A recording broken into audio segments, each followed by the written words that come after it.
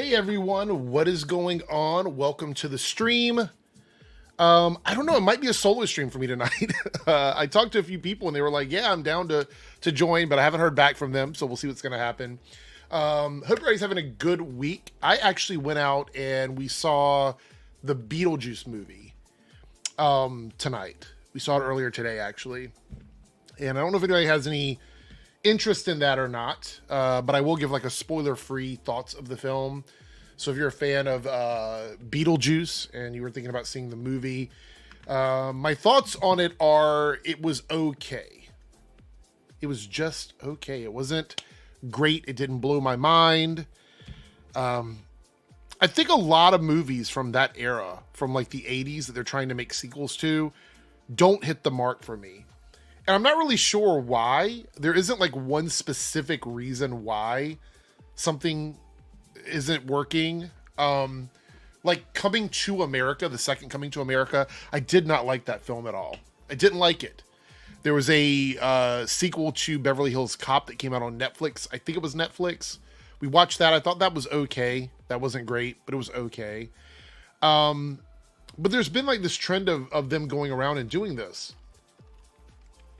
Like making these sequels that, seem like they could be unnecessary, I guess, in a way. And I feel like maybe the Beetlejuice sequel was unnecessary. I know it's getting pretty good critical appraise. Let me see here, just out of curiosity, how it's doing on Rotten Tomatoes, because I've seen some like pretty solid thoughts on it. Again, it wasn't a bad movie. It wasn't bad. But let's see where it's at on Rotten Tomatoes, where the critics are right now.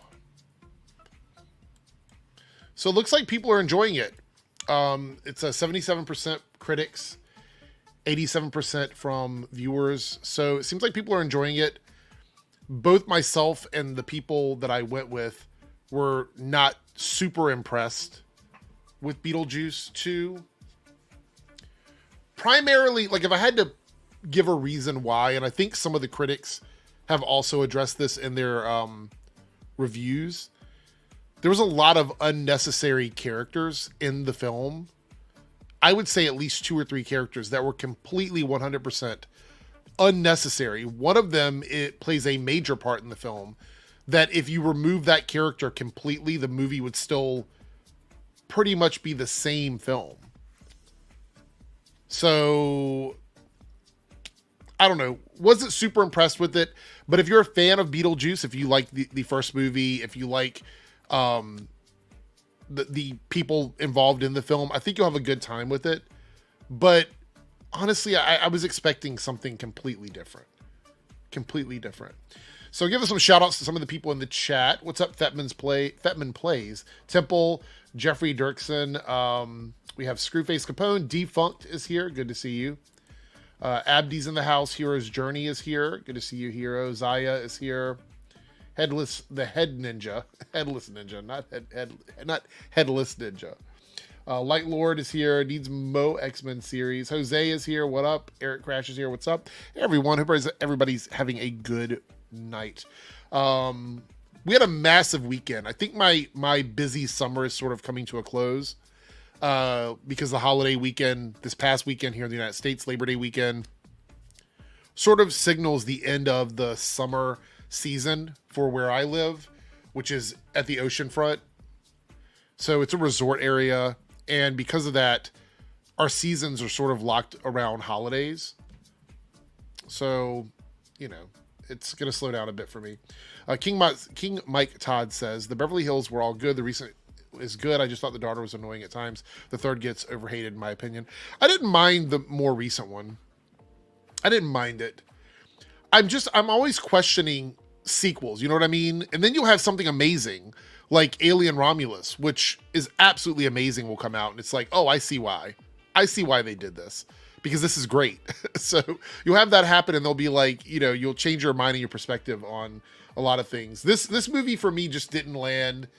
I would say if I were ranking it, it would probably be like a 6-ish out of 10, maybe a 6.5. I could be a little bit more generous because there were a few really funny moments, but I wanted more from this movie and it didn't deliver it for me. But if you are a fan of Beetlejuice, if you're somebody that loves that original film, you love the cartoons, you love all of the IPs surrounding Beetlejuice, you'll probably have a good time. So definitely, go out and support it if you're into it. I don't ever want to dissuade somebody from going out and supporting something they really want to support. So I have a few topics tonight. I was hoping to have some guests here at the start before we get into it. Only because I want to get some other opinions on it, but let me see what we have. What do I have in my bookmarks that we can go over? Just for a second here. I know what we can talk about. Have you guys seen the campaign on social media to have YouTube deplatform a lot of the channels that lie about media? Have you guys seen that? It was on Twitter this week. I made a video about it, talking about YouTube's terms of service on the Debunks channel. And it seems like it was an article that was written, I think it's on Medium. It was a editorial commentary article by Rewriting Ripley, I believe. And they put together a video about this. And they're basically pointing out all of the hateful content on YouTube and how it kind of has grown over the years. Some of the clips being used would go back as far as 2016, and how YouTube has kind of been, complicit to all of it. And I talked about it a little bit, and I think some people were like, "Oh, you're just definitely jump on board with it and follow it up or whatever." My issue is that I cannot say enough how much of an issue I have with the content that comes out like that. It's pretty much, I've talked about it for ages, right? It's been something that I've talked about briefly on my Reloaded channel. I've gone heavy on it on my Debunks channel. So it's like, obviously I don't support that kind of stuff, but I've come to the conclusion that YouTube doesn't care.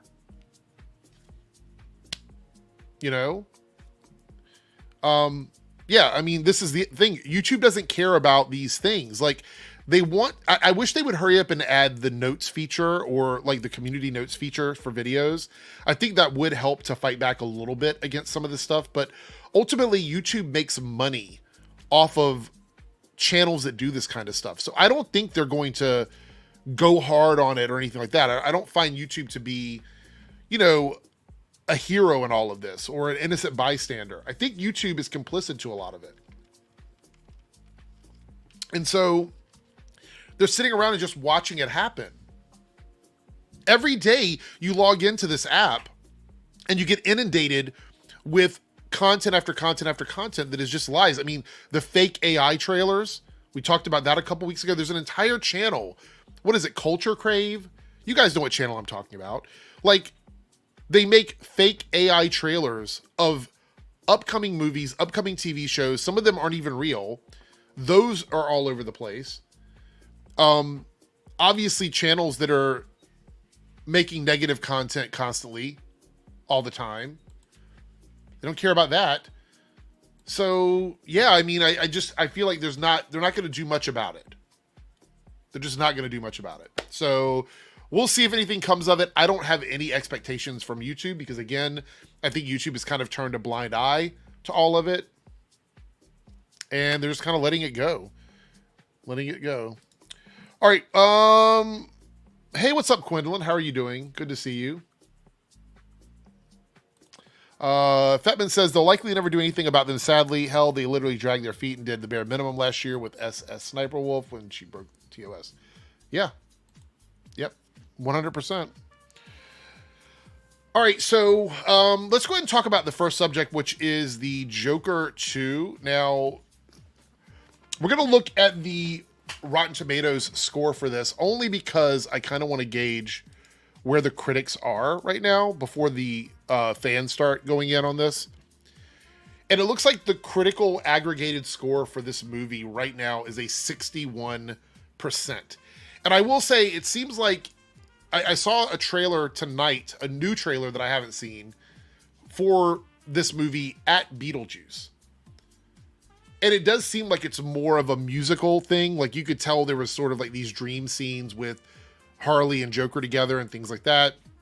And so as we're there, like the people that I'm with didn't even know that this was going to have like a musical element to it because they're trying really hard not to advertise it as a musical. Matter of fact, there's a video here. This is what we're going to watch next, where Lady Gaga talks a little bit about that element of the film. So it looks like out of 44 reviews, the movie has a 61%. I kind of like skimmed through some of the critic reviews here. Here, one, Hannah says, it begs the question, why is Philip so reluctant to embrace that the film is a musical? Why not add a little more color, some flourish to the production design? Meaning that the movie is probably a very washed out, not bright and colorful film. Which, to be quite fair, the first movie was also very muted there in terms of color. John here from Time Out says, we're left with the tragedy of a broken man in a world only interested in sensationalism. It's a big swing for all involved, but all the better for it. So he liked it. Tim here from Screen International says, where the original Joker remains a stunning exception, that rare blockbuster with emotional shading, grown-up themes, and a genuine sense of grandeur, the sequel fails to stay on the beat. That's what I was kind of worried about. That's what I was worried about a little bit. Raffaella here from the playlist says, of all the things Philip does better in the Joker, a folie à deux, than he did in the Joker, the best is by far his course correction and catering to radical misogynist.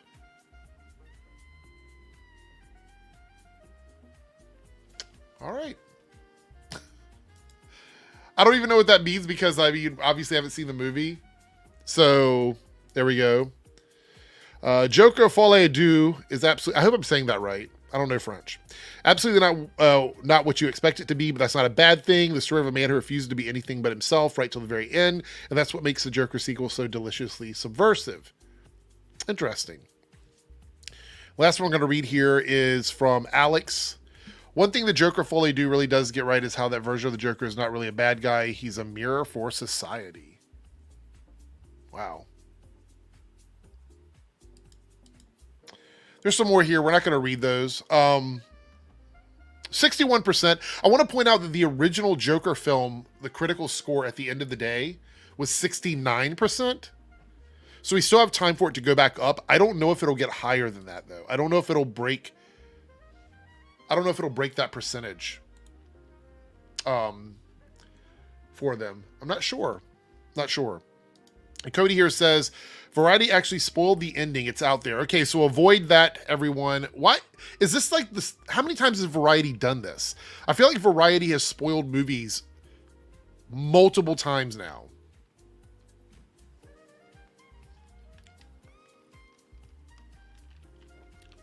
How many times is that going to happen before they stop doing it?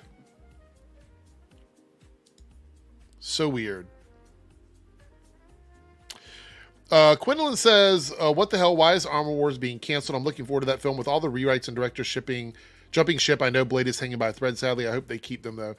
I heard, and you guys can tell me, I looked this up a little bit, but I heard that Armor Wars was quietly canceled, meaning that there's been no official announcement. Does anybody know anything about that specifically? I'm only asking because I didn't see anything else about it. So unless there was an announcement today while I was at the movies, I have no idea. But I was at the movies. So I might have missed that one. Let's hear what Lady Gaga had to say about the whole musical element when it comes to Joker. Because it says here that Lady Gaga doesn't view it as a musical. And I keep seeing this a lot. I'm just very curious why they're so reluctant. Is it because they're worried about expectations of it being a musical? I don't know. Let's give it a shot here. So nice to see you today. I think the way that we approached music in this film was very special and extremely nuanced. All right, this is very low. And I don't see any way to do captions. So we'll listen to it and I will tell you what she says during this thing here. So nice to see you today. I think the way that we approached music in this film was very special and extremely nuanced. She said the way they approach music in this film is very special and nuanced. I wouldn't necessarily say that this is actually a musical in a lot of ways. It's very different. The way that music is used is to really give the characters a way to express what they need to say because.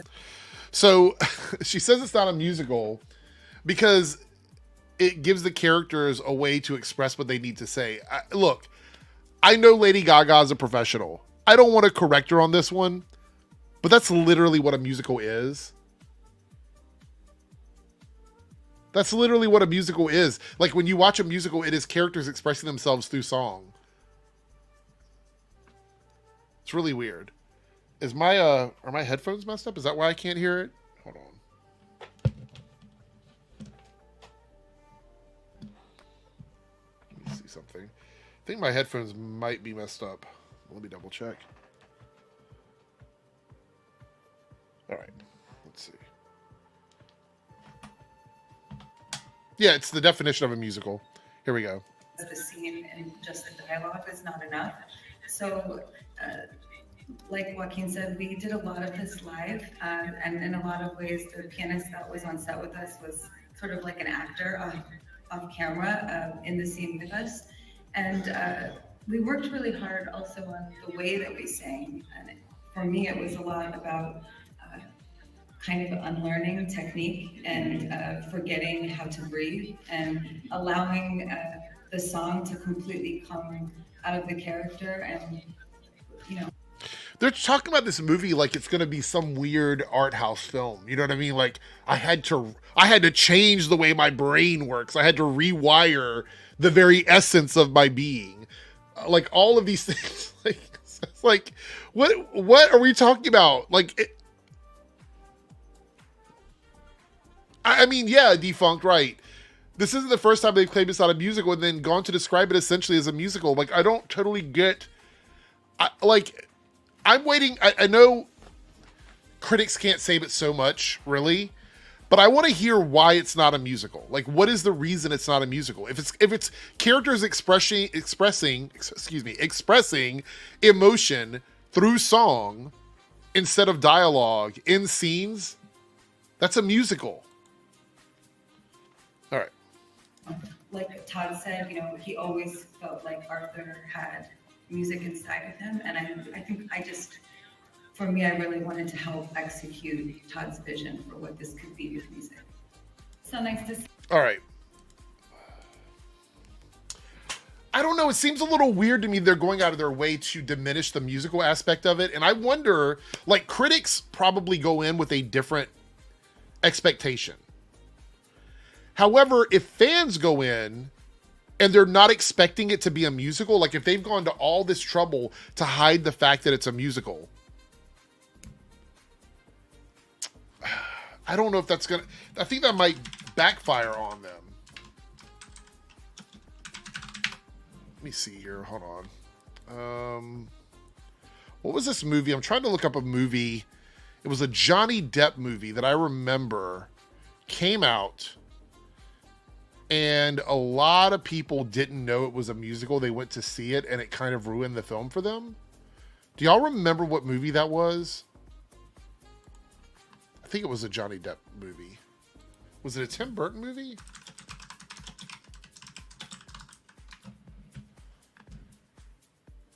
Sweeney Todd. It was Sweeney Todd. I remember that movie, okay? I know it's not a bad film, but I remember a lot of people that I knew when that movie came out did not realize it was a musical. They went to see it, it became a musical, and they literally got up and got their tickets refunded. They didn't want to watch it because they weren't into musicals. It's not a good idea to hide or try to diminish that it's a musical in hopes that you're going to win over fans who don't like musicals. All it's going to do is make them resent going in to see something, and they're going to feel like it's a bait and switch. They're going to feel like they've been baited into seeing a Joker movie. You know what I mean? Yeah, okay, Fatman, this is another one. Great example. I actually forgot about this. When I was at work, I had some friends come into the club and they're like, oh, we would have been out earlier, but we went to see the new Mean Girls movie and it was awful because we didn't know it was a musical.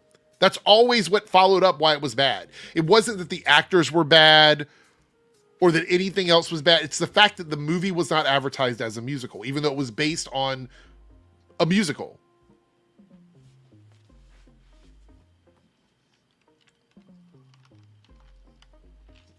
So weird. I think it's going to backfire, though. I literally think it's going to backfire. Unless it is the best fucking musical ever made, if it's got a lot of musical elements in it, I feel like it's going to backfire and people are going to be mad. They're going to resent it for that reason. And I don't want them to, because I do want to go into it feeling like there's no baggage. Like I'm not going in trying to expect anything from the movie, basically. That's just me personally. Cody says the U.S. general public pretty much has to be tricked to watch musicals, as sad as it is. Sean says they did the same thing with Wonka. I got a question. Do we think this is a $1 billion movie? Do we think that the second Joker movie is going to make $1 billion? I'm just curious. Aegon. My cat's being loud. What are you doing? Come here. He's been like this all day, trying to get me to play, like throw toys and things. Come here. He's being a brat.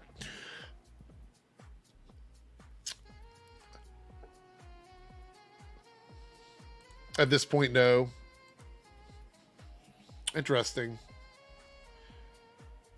King of Lesbia said, not if it's a musical. 400, 600. Temple says 600. Quinlan says, I say make 500 mil, maybe a billion, but $1 billion, no. Yeah, I don't think so. I don't think it is.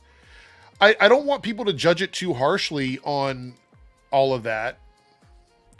I do want to point out, though, according to Discussing Film, Joker 2 received an 11-minute standing ovation at the Venice Film Festival.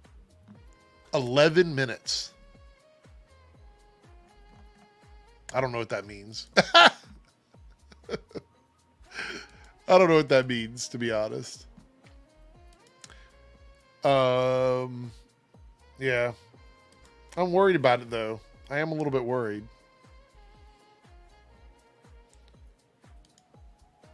Paigey has arrived.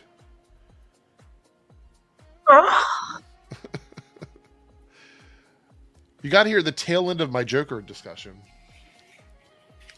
Was that the bit where you tell jokes, or are you talking about the sequel to the 2019 film?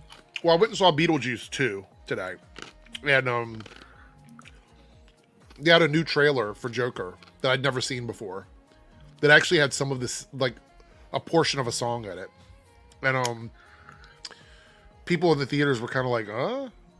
You know what I mean? Like, they weren't expecting that. And then I was talking about, like, the critical reception on Rotten Tomatoes being a little bit lower than the original film. So... yeah, I don't know. Like, do you think $1 billion is in sight for it, or no? I think it's definitely going to get closer to $1 billion than not $1 billion, if that makes sense. Like, I mean, it probably depends, because like you probably just see the masses see, because I don't know what the opening weekend was like for Joker. Yeah. Back in 2019, but like, I don't know, it probably just depends on like word of mouth maybe for that type of movie, like the first one sort of was to a degree. But there's definitely not as much hype, I think, going into this second one as the first one, but I think it'll still do fine. It's just whether it crosses $1 billion. Like, the only thing that I think helps it getting to $1 billion is the Lady Gaga factor, but as we've seen, like, you can put, I mean, Taylor Swift has been in movies and they flop, you know, and Taylor Swift is bigger than Lady Gaga, you know, so like, that's true.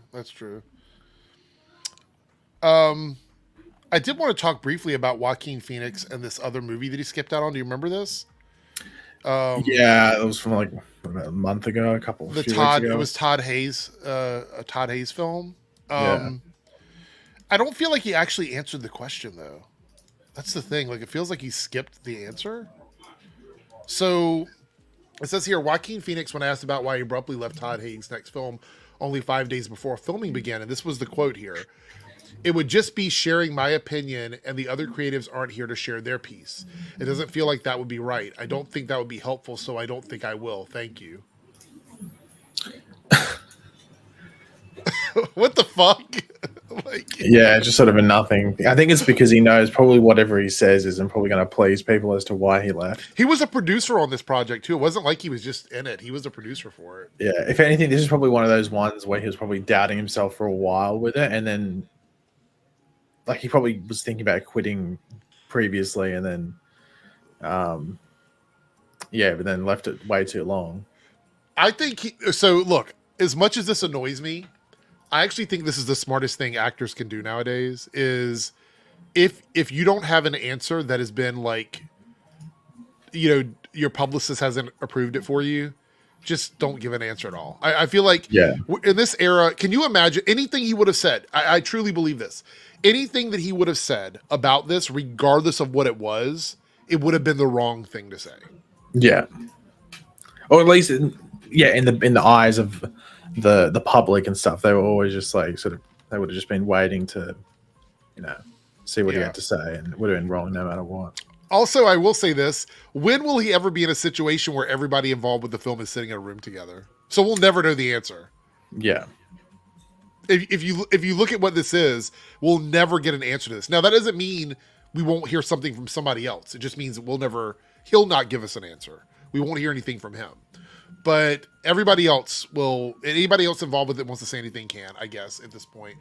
But we'll never find out what his personal reason is. We can go with hearsay. But it's weird though, because he was a part of the movie. Like Lone Wolf says here, what's crazy is he pitched the film to the director. Yeah, he was part of the creative team for the film. So I don't know. Like, that seems really fucking weird to me. We have a super chat from Hero's Journey. Read previous to @Eric comments, please. Correction. First step started filming months before the official film date. Let me see. Where was that at? It was about Armor Wars. Yeah, we were talking about that briefly before you got here. About the fact that it seems like they're quietly canceling that project. Hero's Journey says the production site has Armor Wars and Shang-Chi 2 labeled as January 6th film date. An announced Vision Quest is October 23rd film. Fantastic Four got filming months before Part 1. The follow-up to that is, if Marvel canceled Armor Wars and Blade 2, people of color leads, and then cancel Shang-Chi 2 as well. They're not going to cancel Shang-Chi. That one's not going to get canceled. The two people of color in Asian movie get no movie. Quantity over quality lie. I think Shang-Chi 2 will happen no matter what, to be completely honest, unless people pull out of the project, like the actors and stuff. I could see them quietly canceling Armor Wars. And let me tell you why. I don't know if there's a solid, like, based on Secret Invasion and stuff, I don't know if there's a solid foundation for what Armor Wars is going to be. I can tell you what I would like for it to be. I would like for it to involve a lot of different Iron Man suits. I'd like to involve like mechs and weapons and stuff like that. But I don't know if we're going to get that on the budget they're probably going to put into that project. Yeah. Because at the end of the day, something like that is fairly niche within the MCU. I don't know if there's wide appeal where people are like demanding that type of, at least that sector of the MCU. So it's always hard to, delegate like, where should it lie in regards to like the scale of it and stuff like that. Yeah. Indy, we're going to talk about that in a moment. That's kind of become a story. We're going to get there though. The Beau de Mayo stuff. Oof, that's going to be #Beau de Mayo updates. Your favorite type of update? Yeah. After Ray Fisher updates. So I want to talk about this too. No, those were not my favorite kind of updates. Okay, we need to talk about Batman 2 and Matt Reeves here, only because I have some pretty big opinions about this, and I'm pretty sure it's not going to be the same as everybody else. But I'm okay because that's the world I live in. The Batman 2 will not include supernatural villains like Gentleman Ghost, It's funny that that was specifically mentioned. We might push the edge to the edge of fantastical, but we'll never go into full fantastical. It's meant to feel quite grounded. And it says here in the byline, it goes, the Batman 2 will include Colin Farrell's Penguin, but not Gentleman Ghost. Penguin being there, no-brainer to me. I felt like that was kind of a given. But I feel like between Joker and this Batman, it's almost like these directors are ashamed of the source material, if that makes any sense. Like, they find the source material to be quite juvenile, and they want to make it high art. Well, I think it's more the thing that you see with DC things. People say they're DC fans, but at the end of the day, they're not. They're Batman fans. And they're like, because it's like, oh, yo, Batman could exist in the real world, man. Well, why isn't he fucking here then? Okay, but anyway. Well, I mean, it's not even that. It's just that I don't. Okay, so I've said before, I don't know if I could see this version of Batman fighting alongside Superman. Right? No, I don't know if I could see that. Yeah, and that's why I think once this ends, I think even if like the DCU flops, the James Gunn thing that's happening, if that flops, even if they do another Batman trilogy, I want it to be comic book Batman where you have Clayface looking like craziness and there is someone like Dr. Phosphorus walking around and stuff like that. Or Yeah. crazy things like that. That's because, I mean, at the end of the day, we're just maybe not treading the same area as the Nolan Dark Knight trilogy, but I mean, it's the same type of feel, if that makes sense. But it might as well have been a continuation of that. Well, like, I know, because he is leaning into the detective angle, which Nolan really only did for like a tiny bit. And he's a newer Batman, a fresher Batman than what we've seen in some of the other projects. But look, let me tell you why I have an issue with this outside of that part. One of the things about Batman, outside of the detective element, is that Batman manages to win against like odds that seem unwinnable. Like things that you wouldn't expect to see a human being be able to overcome. That's what makes it exciting. That's what makes it interesting. If Batman is just going around beating up people that can't fight as well as him or aren't more powerful than him, then where's the fun in that? Like, I want to see Batman face off against characters that challenge him, that are going to make it interesting.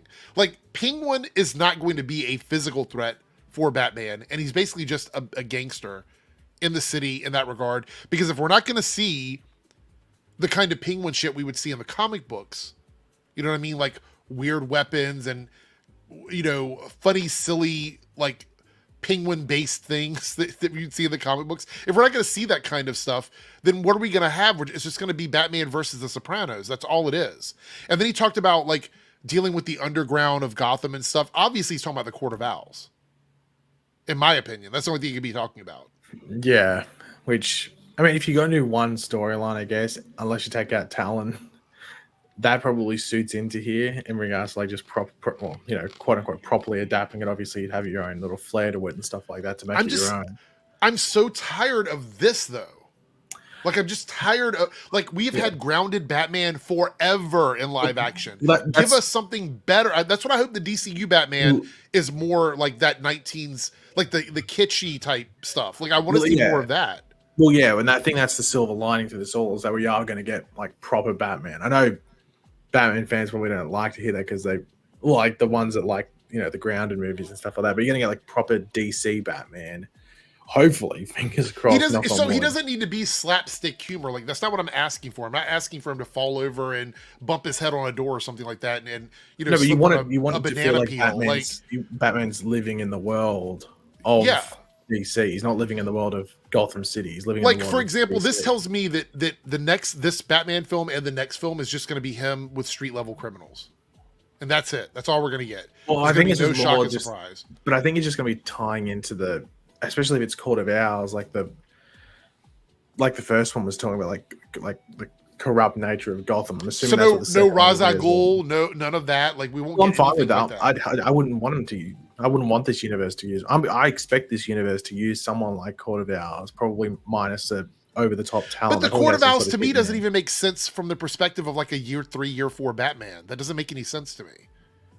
Well, like, that's something that Batman has to be around for a while for it to even, like, he's a relatively new Batman. He doesn't even have the ability to figure all that out. Like, are we going to fast track him? Like, is it going to be like year 10 Batman by the time we get to the third movie, I guess? Yeah, I'm not too sure. I am wondering if that's why they're delaying some of this DCU Batman's, like, because I'm surprised that that's not like there's been like no updates around that, but we're getting like constant updates about like Supergirl for. Oh no, yeah, I guess there's been like a decent amount of updates for Supergirl recently, but like Andy Muschietti was attached to Batman ages ago, so. Yeah, we won't get a proper weird Two-Face. Clayface isn't going to be some creature with like powers. Where these are all going to be. You know what? At the end of the day, I think it's smart if they don't use someone like Two-Face, someone like Ra's al Ghul, someone like even Bane, because they're in the Nolan ones. I actually don't mind them using someone like the Riddler, someone like Court of Owls, someone like Hush. If they use Hush, even though Hush is maybe pushing the grounded thing, because it wasn't in the Nolan stuff. So I don't, because it's essentially this. It's not a remake, but it's in that same sort of field. So I'd rather them save someone like Clayface or the Two-Face, like disgusting Two-Face for the DCU. One of his other quotes here is, "It was important to me to find a way to take these pop icons, these mythic characters that everybody knows, and translate that so that Gotham feels like a place in our world." So he wants to take mythical, larger-than-life characters and literally dumb them down. This is exactly why I hated the X-Men movies towards the end of the Fox era, because they kept wanting to ground the fantastic elements of these comics. And I don't understand why you want to like leash out and neuter the over-the-top stuff. Why do you want to get rid of that? Yeah. Like, do you love the source material or not? That's what I think. Like, you don't have to know everything about Batman. I've never put that on actors, writers, directors, anything like that. You don't have to know everything. But you have to at least love the material that you're working on. And I get the vibe that a lot of times these directors come in and they're ashamed that they're directing a superhero movie, so they want to make it as little like a superhero movie as possible. That's the vibe I get from this. And if you go back and you watch this movie, even him as Batman, it's not the same vibe of Batman. It's just like a vigilante. He could have been any vigilante, really. Maybe it'll be better in the second one. Maybe it'll be better. I don't know. I don't know. No. Does he know? No. I want to see. I hope DCU's Batman is just a bit more in tune with like dealing with the same stuff that Batman actually deals with, because this version of Batman now to me sounds like a amalgamation of a bunch of other live action takes on Batman and not so much the comic books. Yeah. The detective element, check that box. Yes, that is a very classic thing for Batman, and I'm glad they're doing that. But then you ignore every other thing that Batman is. It's a little weird to me. It's just a little weird. I mean, we'll see. We'll see what happens. I want to kind of talk about this quote about creature commandos from James Gunn. Did you see this quote that he had? Don't know. Do not know young DJ Erickson. He says, "The creature commandos as Guardians of the Galaxy without the sentimentality.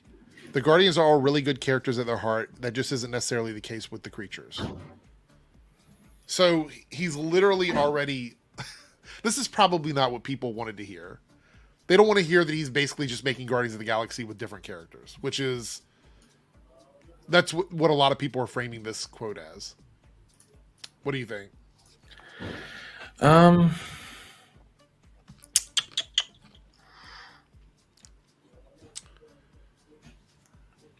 Yeah, I don't know. Like I am because I remember people voicing the concerns when like it was announced that Superman was going to have all these other heroes in it, and it wasn't just going to be a Superman movie, and it was like whether James Gunn like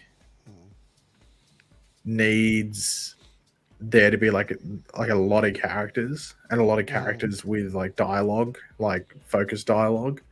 Yeah. But then again, like, did he write all of this? I think he did. I think he wrote Creature Commandos, didn't he? I think so, yeah. I think so, at the very least, or at least he like wrote the general outlines and stuff like that. But I mean, that's probably what people expect from the show anyway. Like, it feels like it is Suicide Squad mixed with Creature Commandos, like these weird characters, essentially as a Suicide Squad. So what I think he means by sentimentality, if I'm just going to go out on a limb here, is that You know how we have all those moments with Rocket and Groot and Star-Lord and Drax that seem very touching and heartfelt? I think he means we're not going to get that with these characters. They're very rough around the edges. They don't care about each other the same way Well, I mean, the Guardians care about each other. Yeah, but I mean, that probably should be expected because they're just villains, essentially. Yeah. But there's probably going to be like one sympathetic character. Anthony like says it's just copy and paste Suicide Squad. Well, essentially, I think because the thing is, even if you look at Peacemaker and stuff, it's a group show at the end of the day. Like, of course, Peacemaker's the core, but it's a group show. Sending me the new Peacemaker helmet, and I'm like, it doesn't really do much for. I know it's like I was wondering like what's going on with it because we saw the one from like right at the beginning, like the first episode or whatever, and it's like really shiny, and this one looks like 3D printed. Yeah, let me see something here. I was wondering. I assume it's like got one of those abilities, but a lot of them like look like chromy and shiny and stuff, and this one looks like it's 3D printed. So here's the one right there.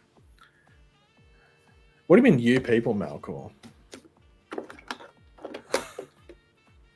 See what I mean? It looks like sort of like 3D printed. Yeah, we say here the show is definitely more than what you people think. I don't know what that's about. $10 it isn't? Yeah. Well, easy $10. I don't think James Gunn is a one-trick pony, but I think he likes having things a certain structure, Look, if that makes sense. Anthony says shit looks like plastic. Yeah, that's what I mean. It looks like 3D printed. It looks really weird. It looks like it's dented a little bit. Like it's not even shaped right, to be honest. Well, that's why I think it's like meant to be obviously like one of those special design, like special power helmets, because they all had like a different shape to it, but it just looks weird. My concern for this show is way up there because I want it to be good, but I loved the first season, and I hate that this is going to be sort of a reboot of the first season. I don't like that at all, personally. Yeah. Oh, well, here's a question. Do you think they should just not done a season 2 and just done full reboot? Yeah. Yeah, I think a lot of people... I don't think anyone loved Peacemaker that much where they needed a season 2 to put... Well, no, and I loved it for what it was, but if they would have been like, it's getting canceled with everything else when we move into the new DCU, I would have been okay with that. I would have been like, all right, yeah, I get it. I think this is a passion project for James Gunn. Since he has the ability to continue it, he's going to continue it. Well, I think it might even also be like an outlet, if that makes sense. Like a 3Dub has arrived. Because I don't think he because this show can be like very... It's a show that can be like rude and maybe not hyper violent, but over the top in regards to certain aspects that like I don't know if he's going to do another TV show, James Gunn. Right. Like I think he might do Peacemaker season 2, and they're just going to focus on movies or the creative stuff. Mm-hmm. What's up, 3Dub? Nothing much. Did you just wake up? No. Oh, okay. All right. What were you doing? Where were you at? We need to know the details. All of them. Quickly. Name them off. Give us a list. I was actually watching a show. Decided to binge watch Fast and Furious again.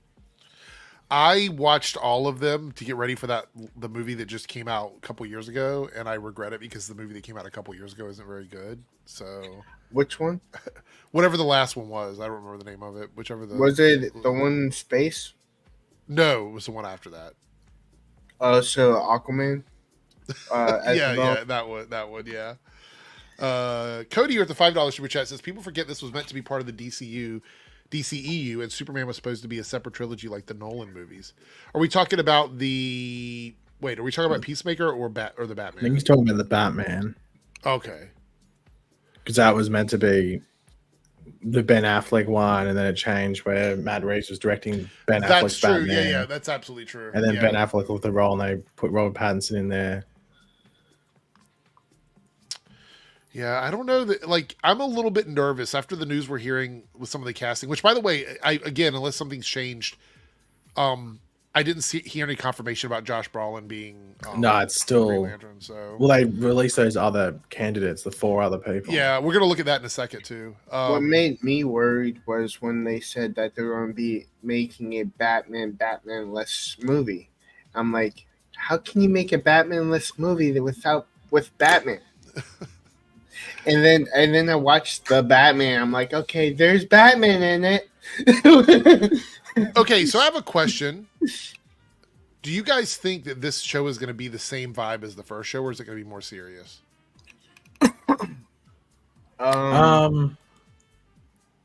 I mean, it probably depends because I don't know if they're going to change anything canon wise. Like, there's been teasers that there's canon changes and stuff like that, so that might change certain things.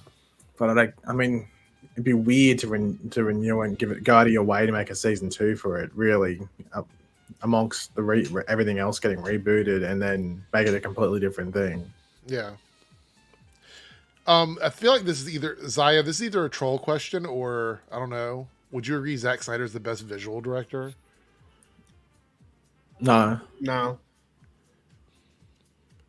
There was a time when I would have argued possibly, like maybe he could be. He is like a great slow motion director. Slow motion director. Yes. There was a time when I would have argued that. I will say that Zack Snyder is a visual director. Like his movies are made to be visually pretty. But I will say my opinion of him, talent-wise, dropped a lot over the Rebel Moon era. Like, I really had to question so many decisions with Rebel Moon when it comes to visuals. Scenes looking like shit, too much slow motion, general color muting. When you're doing slow motion for people that are just throwing like seeds into a field, like what the fuck are we doing? I will say, like, I only knew about Zack Snyder until like he created like Man of Steel. Like, I didn't even know he existed until Man of Steel. Zack Snyder? Yeah. He did a lot of other types of movies. So I don't think I've ever come across him until Man of Steel. Let's see here. What else did I have here? This is interesting. And I know that there was if you want, I think the thing that people get mixed up, Zack Snyder doesn't have a thing for visuals, he has a thing for imagery. Yeah. If you want, that's the thing. So as a visual director, you still have to be a good director, and Zack Snyder has been sort of proven not being very good at that. Not being able to really piece together stuff in a cohesive way. But imagery and stuff, yeah. But I don't even know why you do that, because he did cinematography for Army of the Dead, and that was his worst looking movie. That was fucking ass. That looked awful. Army of the Dead. That was your favorite one? No, that was the one that you wanted me to do a 3-hour non-spoiler review for, and I was like, "What are you talking about?" No. Let's see here.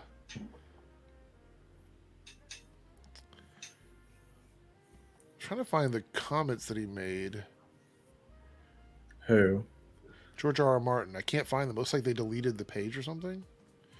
The comments he made about House of the Dragon. But didn't he do like a blog post and then delete the blog post? Yeah, I can't find it. Anyway, it says here George R.R. Martin has removed the post. Warner Brothers yet to officially comment. So he made some pretty negative comments about House of the Dragon. But this was the follow-up to that. It says there are few greater fans of George R.R. Martin in his book Fire and Blood. What? No, Anthony said, I guess, I don't know about that. James Gunn is not a good visual.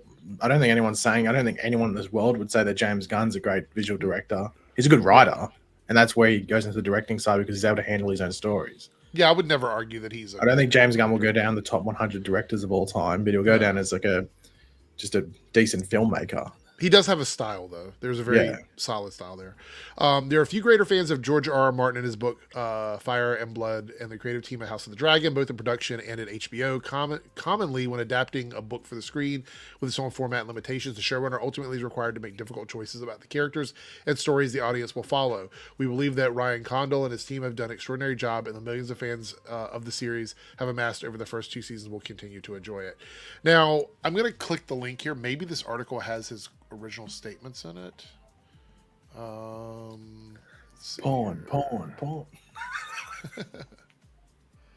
Surprise. No, I have it set to open up in a new window. Let's see. JavaScript block. Reload the page. Oh, did you remember to get Domino's? Oh, I've had Domino's twice already since last time we had it. Well, one of them was the free one I got because I complained about them. Click the Twitter account. The blog is still there on the Twitter account. That's what Anthony's saying. So here it goes. He says, when Ryan Condal first told me what he meant to do ages ago, I argued against it for all these reasons. I did not argue long or with much heat, however. The change weakened the sequence, I felt, but only a bit, and Ryan had what it seemed to be practical reasons for it. They did not want to deal with casting another child, especially a 2-year-old toddler. He's talking about the sibling of the younger character in the prequel series. Kids that young would inevitably slow down production, and there would be budget implications. Budget was already an issue with House of the Dragon. It made sense to save money wherever we could. Moreover, Ryan assured me that we were not losing Prince Maelor, simply postponing him, meaning that he would come later, I guess. Queen Helena could still give birth to him in season 3, presumably after getting with child late in season 2. That made sense to me, so I withdrew my objections and agreed to the change. I still love the episode and blood and cheese sequence overall. Losing the Helena's choice beat did weaken the scene, but not to a great degree. Only the book readers would even notice it's absent. Viewers who have never read Fire and Blood would still find the scene heart-rendering. Maelor did not actually do anything in that scene after all. How could he? He was only 2 years old. There was another aspect to the removal of the young princeling, however, and then he went on with some more complaints about it. But basically, it just feeds into the toxicity around this show already, and that's what makes it so difficult. Is there was a time when someone like George R.R. Martin could say something like this, and the internet would have conversations about the changes from the book to the show intelligently. Like, people would argue about it in a way that makes sense. Now it's all like, he's mad because it's woke. He didn't want a woke show, so now he's fighting back against the woke, even though George R.R. Martin himself has done stuff that they've said is woke in the past. It just doesn't make a lot of sense. But what did you both watch House of the Dragon or no? Yeah. You watched it? And what about you, 3Dub? You didn't watch it? What did you think overall, Paige? Did you read the books at all, or was it just the show that you were into? I read a couple of the just base Song of Ice and Fire books. I haven't read the one that this show is based off. I thought season 2 was a bit slow and a bit disjointed, but it was just trying to plant a lot of seeds for next season. Like, I think next season's going to be really good, but it came at the sacrifice of season 2 being better than it maybe could have been. I thought season 2 was still okay. Like, I was still excited to watch it each week, but it wasn't as good as season 1. Like, by decent. I think season 1 was much better than season 2. All right. Just felt like season 2 was missing stuff. Like, just missing a bit of stuff there, but they left it off for season 3. All right. So over here we have the short list for, I guess this came out a couple days ago, like right after we did our stream. Yeah. So Ewan McGregor is one of them. What is this? Wait, hold on. This can't be the right. Chris Pine? Yeah. Hold on. Timothy Oliphant is one, and who is the other one here? Matthew McConaughey. Matthew McConaughey. Hold on, I think I have a picture here. Stop sharing this. Present. Yeah, here we go.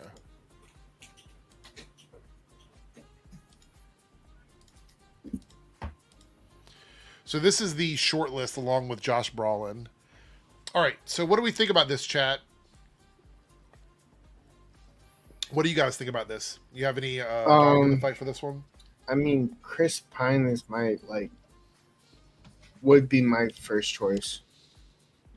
Okay. Josh Brolin, Hal Jordan, Green Lantern is Josh Brolin is he's a serious actor. So it's kind of like I don't see him as a Joker. Joker. As a Joker. I think that's the Joker. I'm like, when the fuck like a person that is like Hal. Hal's not a Joker. He's just like. Well, he's cocky, a guy. cocky. He's cocky. Yeah, he's cocky. I don't see him cocky. So no love for Timothy Oliphant? Nobody's... Well, hold on, shut your fucking mouth. Do you want me to read out my list? I literally just quickly wrote them down in order, which one I'd want. Number 5, Brolin. Why are you even in the contention? Move along. What the fuck? The fact that your number 1 choice is really concerning. Anyone backing it up? Lobotomy coming. So Brolin last. 4th, McGregor. I just think it's boring. Just boring. Like, he's already been in DC as well. I know that's the same with Chris Pine, but I just feel like he just doesn't feel like Hal Jordan at all. McConaughey at 3rd. Out of the when it was just Brolin, McGregor, and McConaughey, I was okay. McConaughey first. That sounds like decent. And also, the show's based off True Detective. He's in True Detective season 1, so he's literally playing one of the land roles essentially in that show. Second, I put Chris Pine, and I put Timothy Oliphant at 1, just because I think he's the most interesting one there. If you've seen Timothy Oliphant and stuff, like, you know that he would be a pretty good Hal Jordan, even if he's playing an older version, because he wouldn't feel different. I feel like Ewan McGregor wouldn't feel like Hal Jordan. I feel like Josh Brolin definitely wouldn't feel like him. McConaughey would probably have to put on a bit different type of Hal Jordan, and it might work. And Chris Pine, I think, is like a good default choice. He's the most obvious choice, I think, out of these ones, because he was also fan casted years ago. Like before Ryan Reynolds was put in there. Yeah. He was like fan casted back then. Well, but I think Timothy Oliphant's the most interesting one. Out of this lineup, I have heard people say, before this lineup even happened, that Chris Pine is somebody they would like to see as Hal Jordan, or somebody in the DC universe outside of Wonder Woman.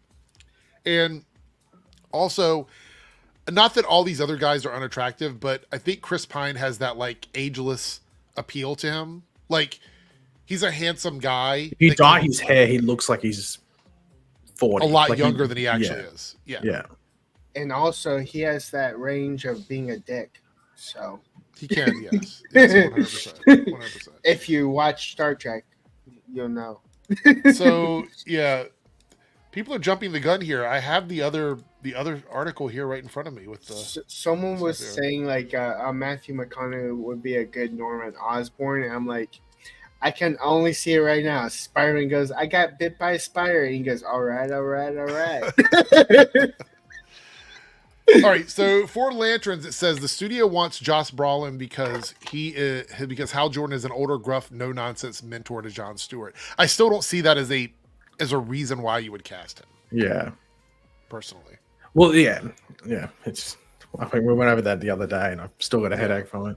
Filming will begin next year, and we just looked at the short list. We'll see what happens with that.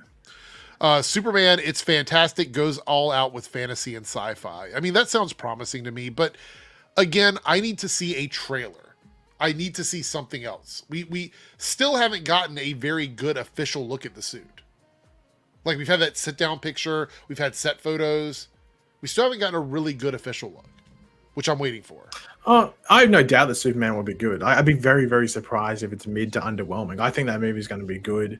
I'm just more interested to see like how it balances itself within a movie, also in the world, because now hearing that like, you know, the heroes have been around for ages, like since like the mid. What's impressive about Superman though? Like if he's flying around, there could be just another hero that we. Well, that's the thing. Like, so does that mean everyone's corporate, or is he just the outlier, or just like for some reason, I guess specifically in Superman, they just make a good case for there to be a wonder around him. Like that's the only thing I'm curious about. It says the DCU is set across different timelines, not just present day. But I think that makes it seem like it's. I think they might mean different time periods. Timelines makes it sound like we're in like Flashpoint or some shit in one movie, and then, or in like a multiverse. I think that was poorly worded. Time periods, which I mean, the DCU did that. Yeah. When we had Wonder Woman, the 2 Wonder Woman movies, and then there was. I don't think that was smart when they did that. Well, they sort of had to. They couldn't because Wonder Woman had been around. What was the movie in the 90s? Wonder Woman? No, wasn't there a movie in the 90s in the DC EU? I swear there was. Or am I having a brain fart? I'm thinking. The chat will tell us. They'll be like, you should have remembered. You should have remembered. Maybe there wasn't. Maybe it was meant to be and there wasn't. I don't It says here many more unannounced movies and shows in development, which no surprise. I mean, that's pretty much a given. I mean, yeah, the Village Idiot could have told you that one. All right, let's see what we got here. We actually had a super chat. Let me pull up the super chat. Actually, it was a member chat. King of Lesbian says Terminator Zero was awesome. Hope he gets renewed. Has anybody watched that yet? It's on my list. I haven't had a chance to watch it. I was flicking through Netflix last night and it popped up there. There was also the other show, that Chaos show with Jeff Goldblum. We're about halfway through that now. Is it okay? Yeah, he's great in it. He's okay. No, I saw it advertised. I remember seeing the trailer for it ages ago. If you like him, you're gonna like the show 100%. Okay. So, let's see here. Should we watch the Minecraft trailer? Have you watched Time Bandits, the Apple TV show? Yes, we finished it. Is it okay? It's very surrealistic. Because I remember I used to watch the movie when I was a kid. Like, I don't know if you're gonna like it if you like the movie. Is it different? It's very different, yeah. Oh, okay. Well, I mean, the base story is the same, but the places they go and the characters have been changed. So, I'm fine with that. Like, I don't want to the story is still about the kid and the finding the map and all that. All that's still the same. So, okay. All right, so we're gonna do something different. We're gonna go ahead and watch this Minecraft trailer because I want to talk about some of the reception of this on the internet. Have you guys seen this trailer yet?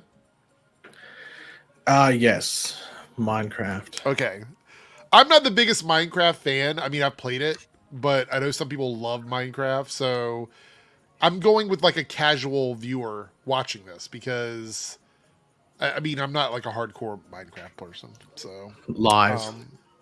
Yeah, here we go.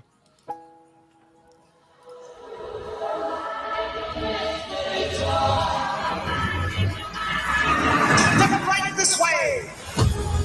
I can tell you right now, people are going to be seeing this when I pause here, and because it's going to get taken away. There's a copyrighted song in this, so it will 100% get claimed. So I'm sorry, it's just the way it is. Anyway, look at Jason Momoa here. What is up with this haircut? Holy shit! All right, realistic like square things. It's very like unnerving.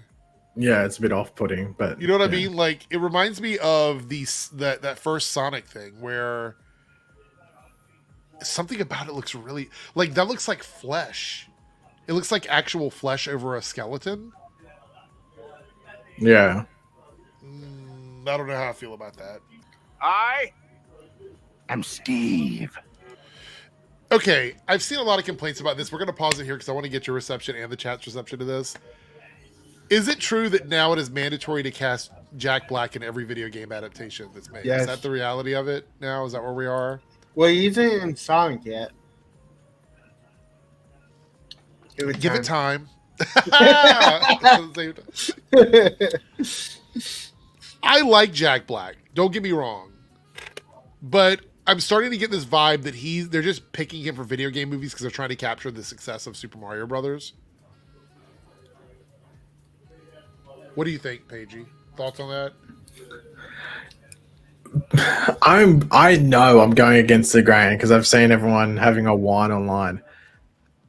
It looks fine. It's a movie made for like kids. I know there's like the thing that people grew up playing. Like I played Minecraft when I was like at the end of my high school and stuff like that. I don't know, like middle of high school, like end of it and stuff like that. And you know, you like play it on the Xbox and stuff with mates and stuff. But I mean, at the end of the day, like people that play Minecraft now, like especially they're really into it, kids, and it's always going to be kids. So you make the movie targeted to kids, and it looks fine to me. Like I think that I Am Steve thing is funny just because it's Jack Black saying it. Yeah. Let's go. It's like built up thing. It knows. That's the thing. I think it's, and maybe it's a lack of like we talk about like a bit of like media literacy and but I think it knows what movie it is. It's not about. It's not trying to. I'm going to disagree with you. I think this stuff looks weird. Like these things. I agree with you. It looks a bit. I think the only thing that overly looks weird probably is the pig stuff because it looks a bit off. Like the wolf looked fine. Well, it's because pigs have almost human-like skin. Like their skin looks like. You know what they didn't show in this trailer? The villagers in the Minecraft thing. Like they could look really, really weird. Yeah, like it look overly weird. But at the end of the day, like I think it probably makes a good amount of money because it's a Minecraft movie. Yeah, All right, let's see here. The only thing I don't like is that it looks weird when the humans come into it. It looks very, very green screen, but I think they only finished filming it like a couple of months ago, so and it doesn't come out till like April, I think it was. So it's got heaps of time for VFX fix-ups and stuff like that. Oh, here I'm curious. By the way, I disagree, Anthony. Pixar's always represented as a brand for movies for everyone, and Inside Out 2 is a Pixar film. Do you think it's going to be PG or G? What do you think? I think it's going to be G. I'd say G, just because like I'd be very surprised they try to push it up to PG. Because any of the violence and stuff, it'll be like if they attack a pig, it just turns into bacon. Oh, like gosh. These like pig. Yeah, I guess these aren't like the proper pigs, if you know what I mean. But like, yeah, or like a. Do they do like dirty bacon? Like like they get like the zombie stuff in this game. Maybe. Does that have to like? Is it dirty bacon? I don't know if they show it in the trailer because I haven't seen it. So let's yeah. Because the only because it looks like fur, so it doesn't look as weird. Yeah, I guess the weird factor would be the fact it's all square and stuff. Yeah. So I will say this: there's no rating on it yet. We'll see. But if anybody ever wondered why Jack Black and Kyle Gass had that big falling out over that political thing, it's because this movie was coming out. Like, the only reason that Jack Black denounced that stuff so heavily is because he probably knew it would ruin this film if he didn't do that. So he was watching out for his contract, for the residuals, all of that.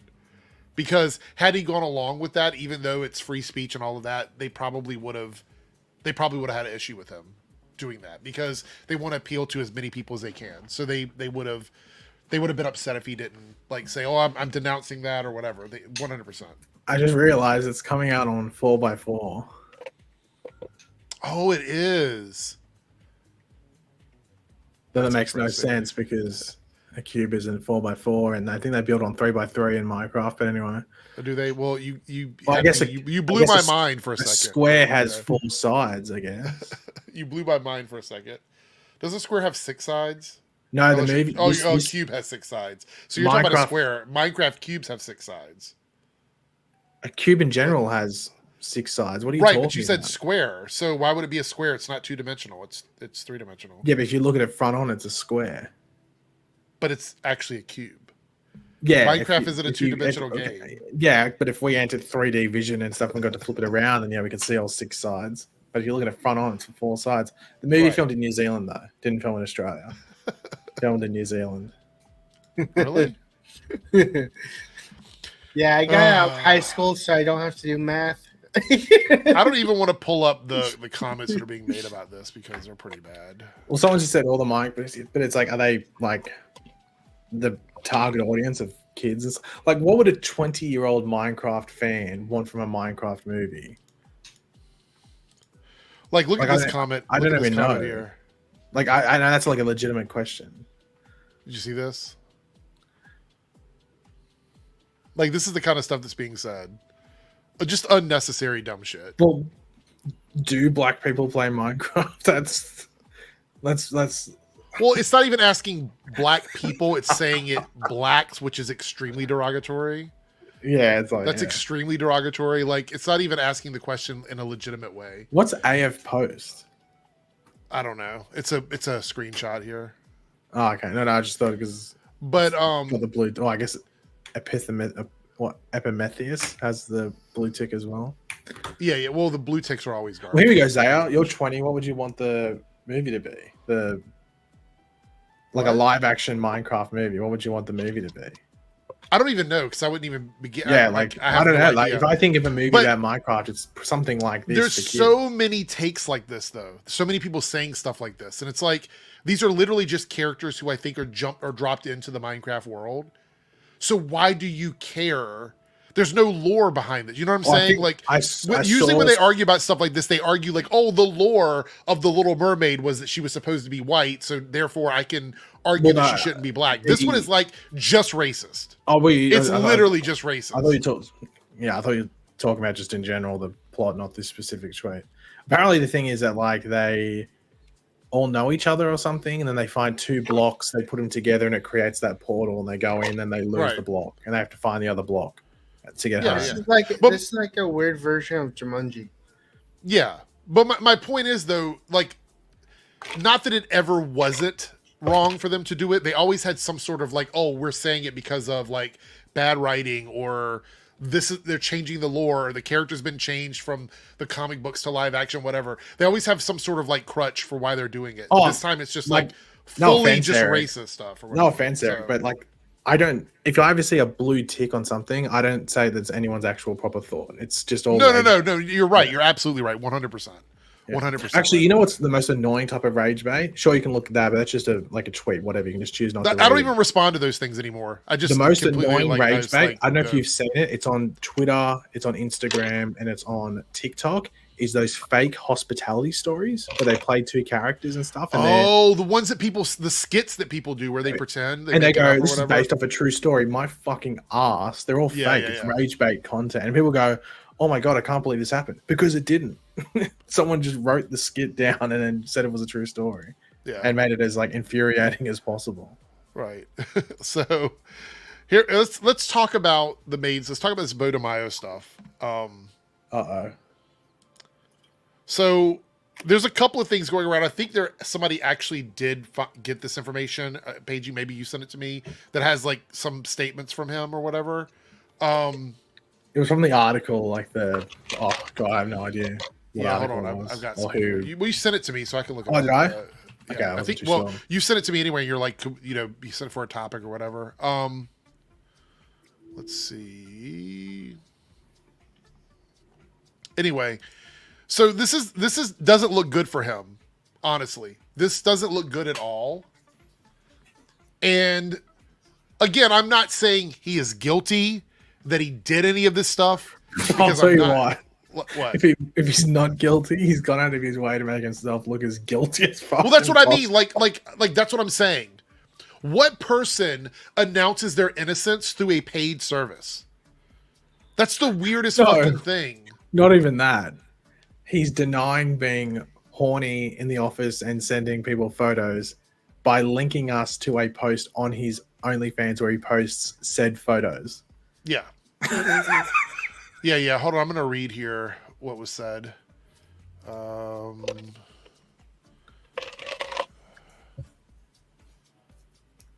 right. Where's it at here?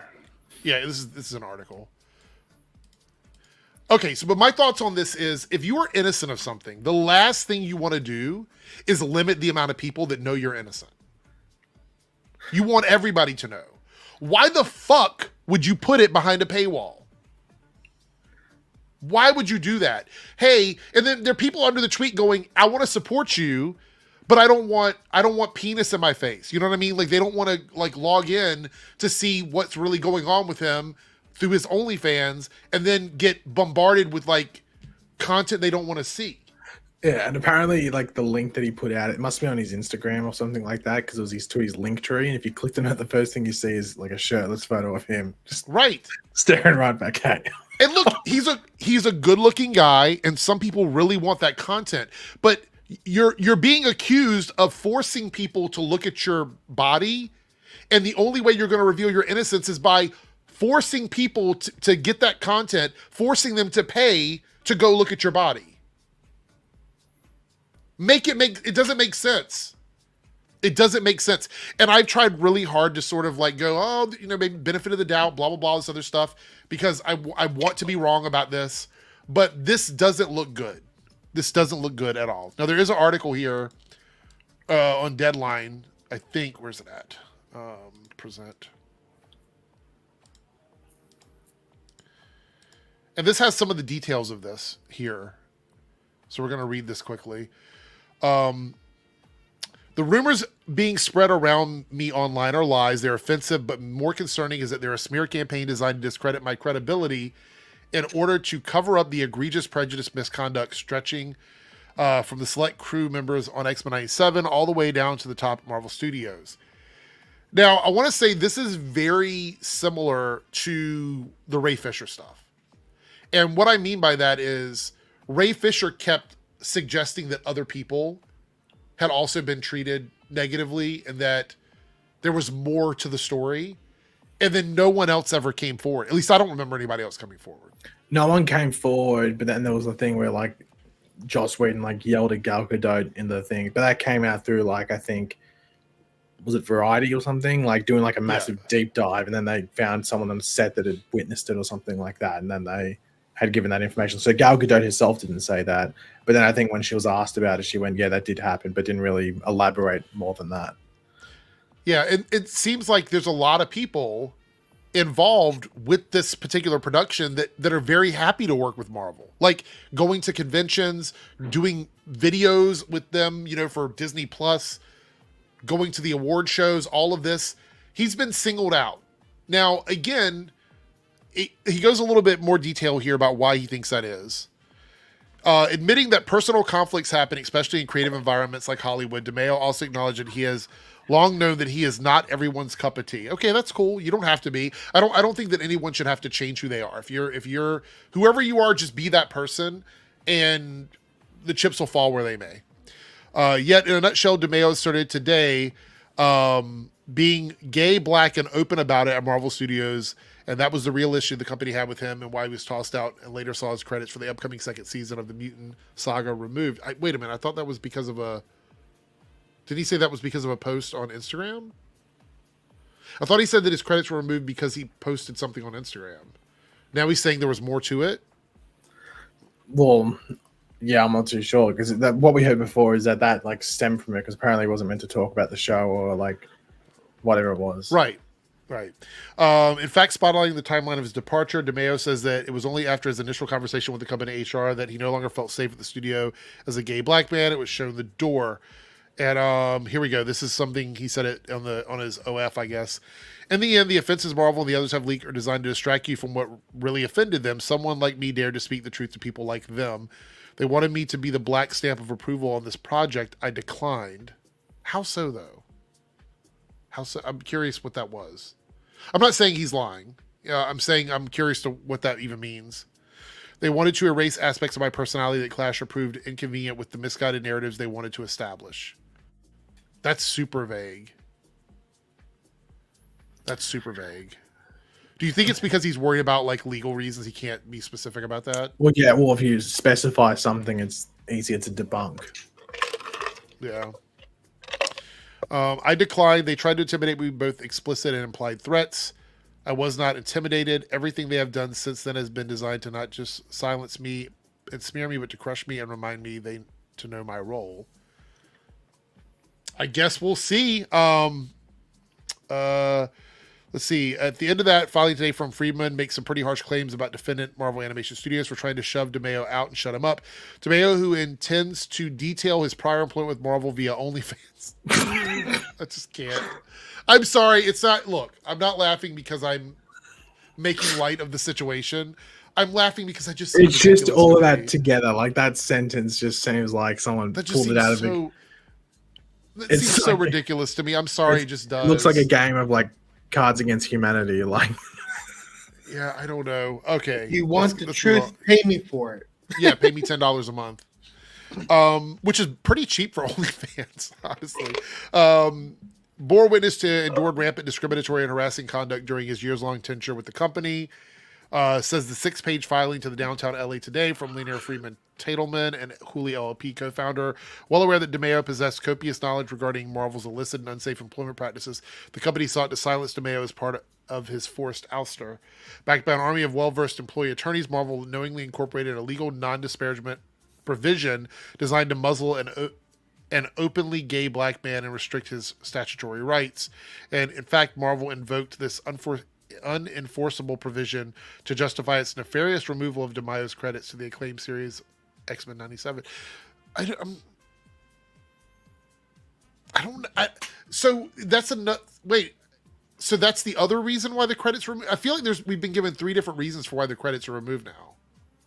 So the first one was the post on Instagram, which he said on Twitter that specific post was why they contacted him and removed his credit.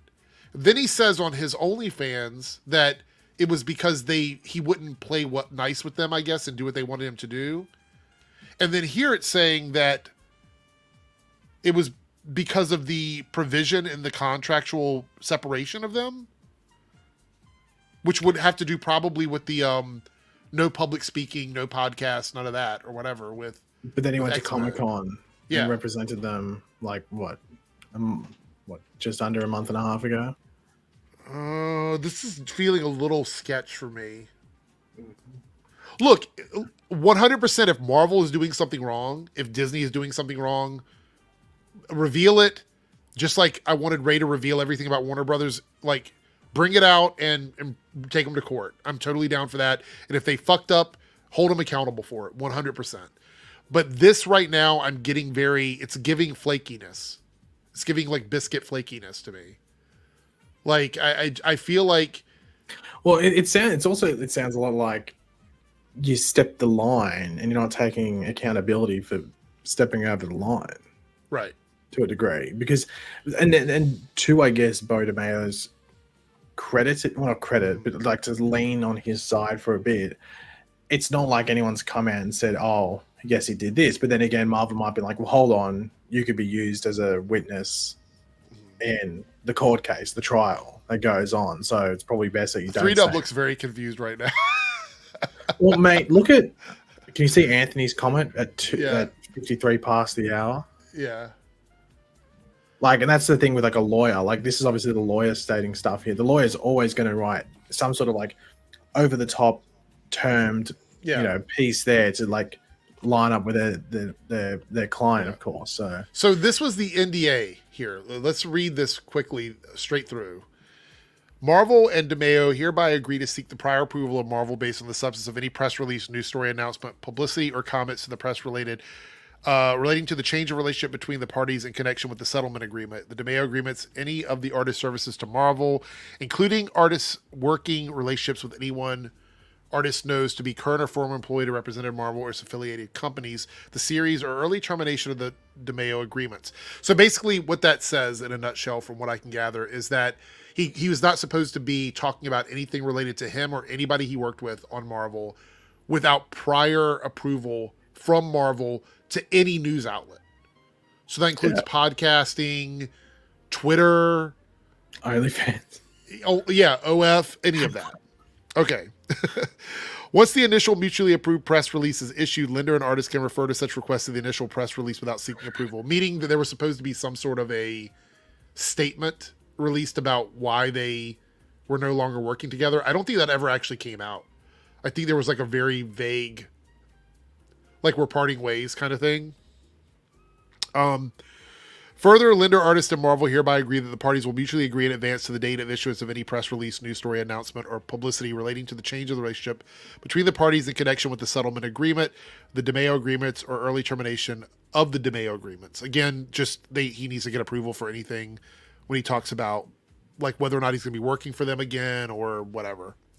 Lender and artists shall make no disparaging or derogatory statements or remarks concerning the series or Marvel or its affiliate companies. Anyone to be known the current or former employees or representative of Marvel or its affiliated companies in a manner that could reasonably be expected to cause reputable injury to Marvel or its affiliated companies. Okay, that's probably the one that was the biggest problem. Because he was on lots of podcasts, some of them that I watched, where several times he kind of alluded to a bad work environment. And I'm sure that the Marvel was watching every single one of those podcasts that he was on. Yep. Yeah. Drama. Beau DeMayo updates. Yeah. Friedman wants the court to strip the non-disparaging provision from the NDA. There are only two possible explanations for why Marvel and Disney had both signed the NDA, so it's obviously violated basic California law. I don't know a lot about California law, so can't comment on that. Either incredulous Marvel and Disney's hundreds of lawyers who advise over 250,000 employees all just happen to make a mistake, or Marvel knowingly and intentionally attempted to silence Beau so they have total control as to why he was no longer at Marvel, why he had credits removed on season 2, and why he was uninvited to attend a very award show. Paige, you said that was probably the one thing that sort of set him off was the award show thing. Well, yeah, because at the end of the day, anyone that's probably in that high position probably has a fat ego, and that would have been like a knife to the ego, like knife to the heart of the ego. Yeah. Like, And also, I guess like I deserve, like it's my work, I deserve to be there. But I mean, if you're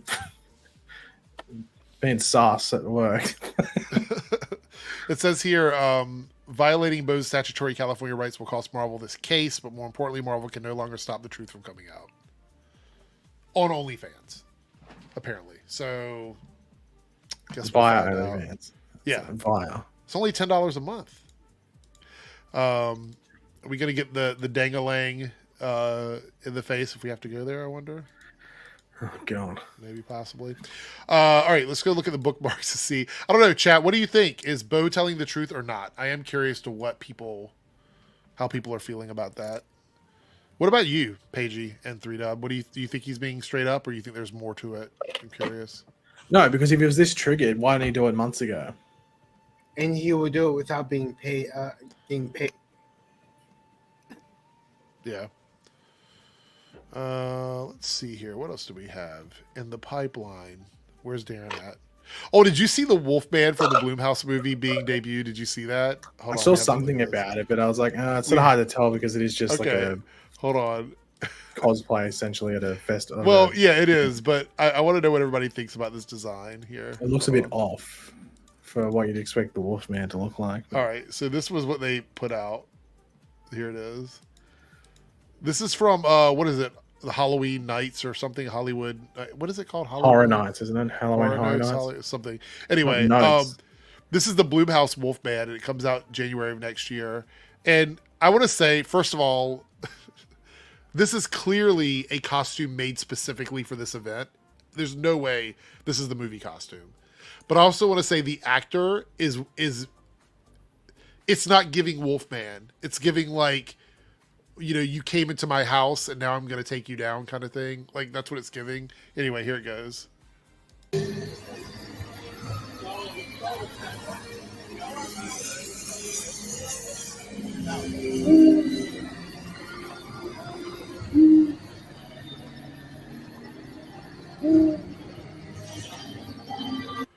It's the no sound effects for me. That's what it is. It's the no sound effects at all. It's just...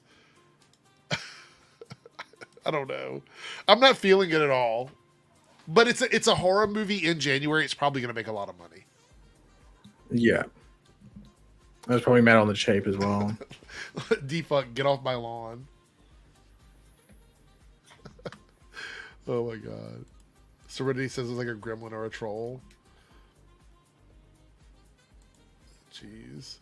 I don't know. It looks like an old man with like big hands. It looks like a Scooby-Doo villain. This true, it does actually. It looks like the one where they take the mask off, like when they're like, "I know who's under here." They pull it off, and it's like some person from the episode or whatever. This looks bad.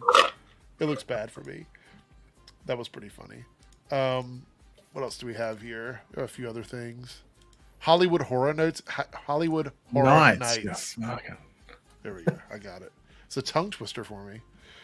Alien Romulus is the second highest grossing alien film ever. What is the how much? I am curious how much it's made at the box office. I didn't say that a Scooby-Doo It's like was 300, I think. I think it's like 300 mil or something. Let's see. Yeah, it's at 300 million. Yeah. That, everyone, is a financial success for them. Yeah, because they were concerned, but it held well because I think it had to make like, I think it was 260 or 70. I think they said roughly to break even because I think they went decent. They pushed a bit with marketing, so that once it got past that, pretty much 250, I'd say to be lenient, it was pretty much in the profit. So, Paige, you sent me. I don't know if we should watch it or not because it's got music in it, right? What you sent me earlier today. I have no idea what I sent you earlier today. Hold what on, did I send let me you? find it. Oh yeah, I know what you're saying. Yeah. Should we watch that? Maybe. Well, it's not an official song. Is it going to be released? I don't know. Let's. Okay. So I will say it is a little weird. A little weird for this to be part of the movie that it's a part of, which is the Gladiator 2. It's Megan Thee Stallion, who I love, by the way. I play her music all the time. Doing a song for Gladiator 2, and it's a remake of Queen's "We Will Rock You," I believe. I haven't listened to it yet, So I don't know what this sounds like, but I know you sent it to me, and I was like, we'll watch it tonight. So let's see what this sounds like. I'm very curious. Paige, before we watch it, Paige, do you like it or not? No, I thought it was straight ass. Okay. All right. 3Dub, do you like Queen? Do you like We Will Rock You, Queen music, or do you even know that is? Okay. All right, so let's see. Here we go. Wait, pause it. Yeah. Firstly, Pepsi Max is so much better than normal Pepsi. Normal Pepsi tastes like ass, but Pepsi Max is very good. Just thought This I'd might be a good clarify that. segue if we're gonna rank sodas tonight. This might be a good segue. Yeah, just thought I'd make my Coffee and drinks. Here we thoughts clear there. This is also an ad for the NFL as well. go. Oh, is it? Okay. It's a collab sort of thing. It's like a three-way. It's weird. Oh, It's Pepsi, NFL, Gladiator 2. what is it here? Pepsi? Is it Pepsi Max? And I think it's Pepsi in general, but they put Pepsi Max down because it's better. oh, okay. Here we go. Open the gate.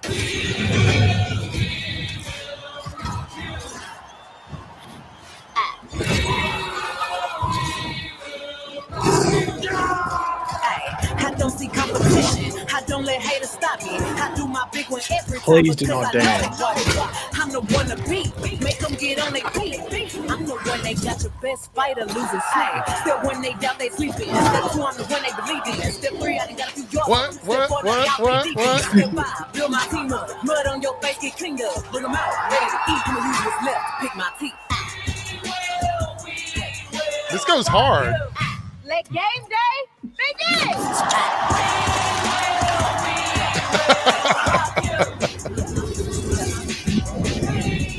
Grab a Pepsi and make it. So my thing is, I just don't see I don't see the connection between Gladiator and like modern music. I just don't see it. I know that's such a nitpick. I know it's a nitpick. Maybe I am on the outside here, but The issue is just because they're recreating the other one that we watched. Was it Britney Spears? It's a Beyonce and it was Pink, Britney Spears, Beyonce, and Christina Aguilera. I was there I think four. that's Okay, who it I thought it was there. Pick my teeth. Oh, hold on, sorry.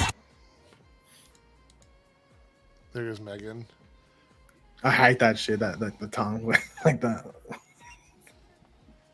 Well, there you go, Eric. Thank you. You can now screen grab whatever the hell Eric just did on here. Lucky it's small, so it won't be high quality. But now you can. Look, it's an advertisement. I don't care too much about It that. was just but 3. It wasn't 4. It was Britney Spears, Beyonce, and Pink, or was it? Maybe you're thinking of Lady Marmalade, Eric. maybe. Gitchy, Gitchy, Ya Ya, Dada, whatever it is. I don't know. It doesn't matter. I know what you're talking about. So, it's an advertisement. I don't care much about that, but the modern music connecting with Gladiator, I don't know, takes me out of it. Well, I know no, it's weird, but Well, this song's more connected to Gladiator than the Kanye West song because at least it came out closer to the gladiatorial times. true. By, a few years.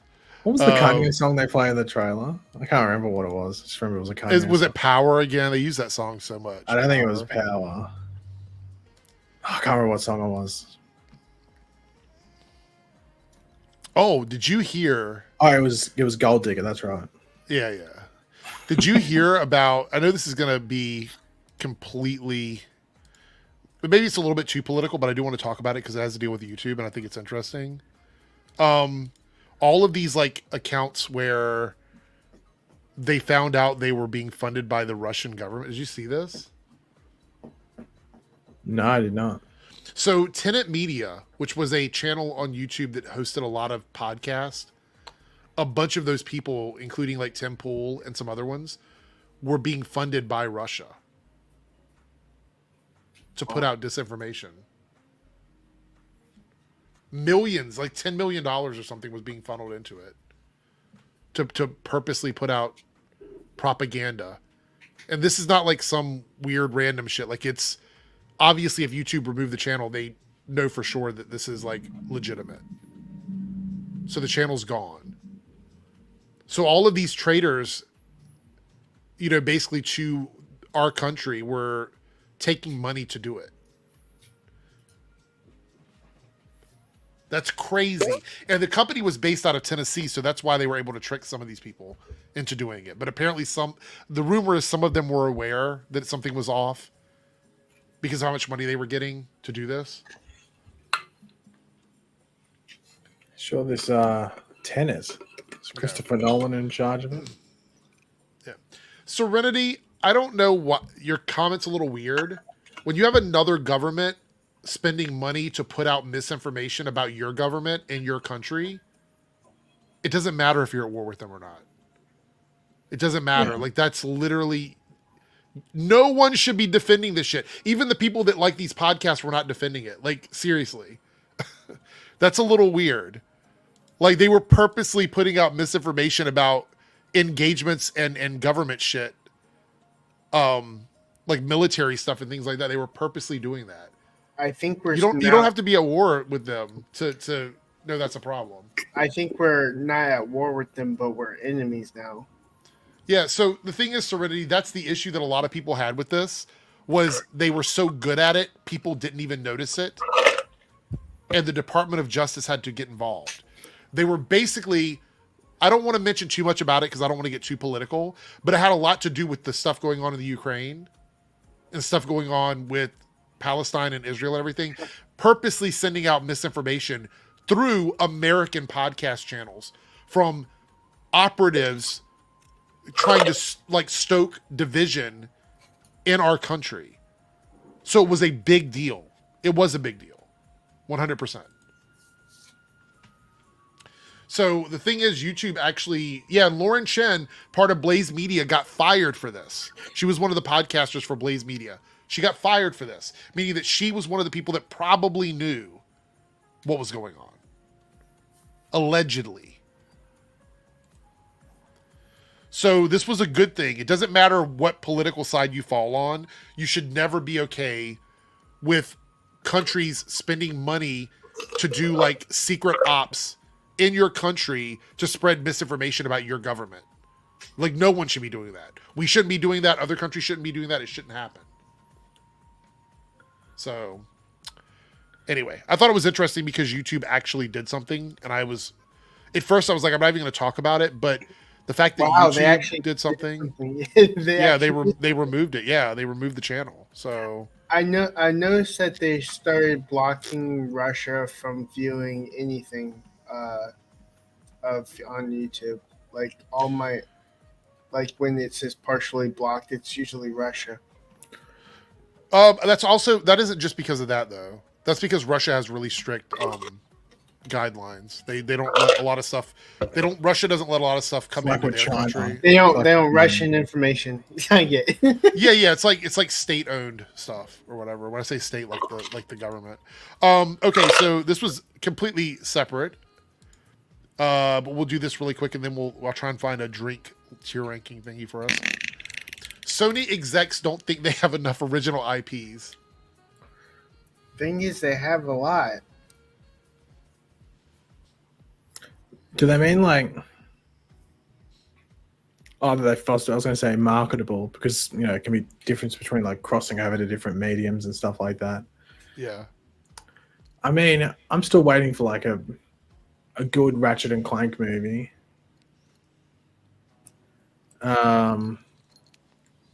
A good Uncharted movie. And where's the Uncharted sequel? Like that movie actually ended where it actually looked like it might be a decent movie. And the movie was good. The Uncharted movie was pretty good. I think I don't know. It was mid. It was like it passed the mark in regards to like I'd watch a sequel, but the actual first movie itself I didn't really care about too. There is a sequel in development though. But everything's in development. I actually want to see it, like watch it with my own two eyeballs. I don't know. I'll tell you. Actually, you know what I did see? They're remastering Croc. Really? They're bringing out a remaster of Croc. Croc was the go back when I was a kid. PS1 Croc. What a game that was. And they're remastering it. Parappa the Rapper. Do you remember that one? Yeah, so I didn't really play it. I remember. What was the other one? The Raymond? The Rabbids? The Raving Rabbids or whatever it is? The Raymond game? I still remember that game I used to play on the PlayStation 1 back in the day. Roscoe McQueen. Did anyone play Roscoe McQueen? He's like a I firefighter. didn't play it. No. Roscoe McQueen was the go. And Courier Crisis or Time Courier? No, not Time Courier. Courier Crisis when you're on the bike.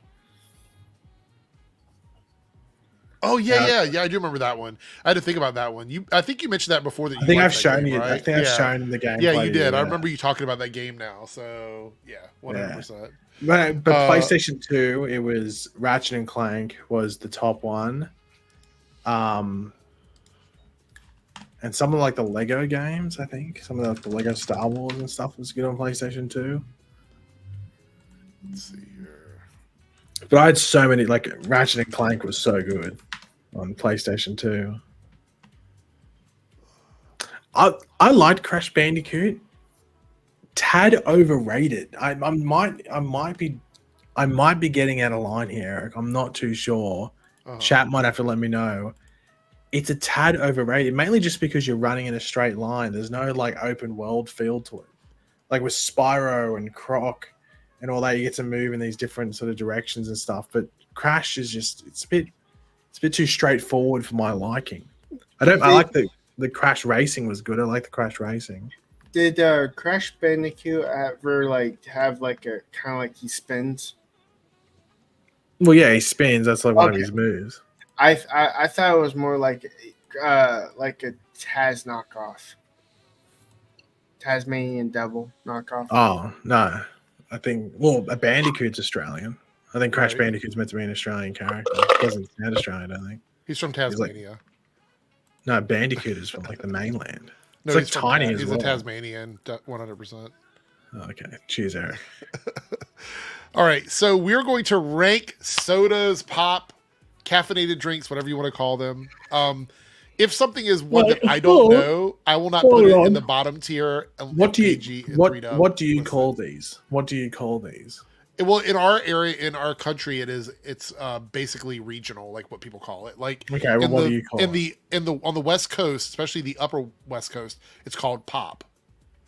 In the mid part of the country and over to where we are, it's called soda. And down in the panhandle area of Florida where 3Dub is, the most popular thing is to call everything Coke. Apparently. What? Yeah. No. Only Coke products is what they use. Do you know what we call it in Australia? What's that? Yeah, they call it soft drink or fizzy drink. So here is fizzy. let's do this. Open image and new tab. I'll show you here what our regional stuff is. Share screen. Fizzy drink isn't used as much anymore, but I sometimes pull out the old fizzy drink. So this is what it says. Like soda is the purple, which is what we call it here in Virginia. Where 3Dub is the most popular name for soft drinks is Coke. And in the upper part of the country, it is pop. I feel singled out.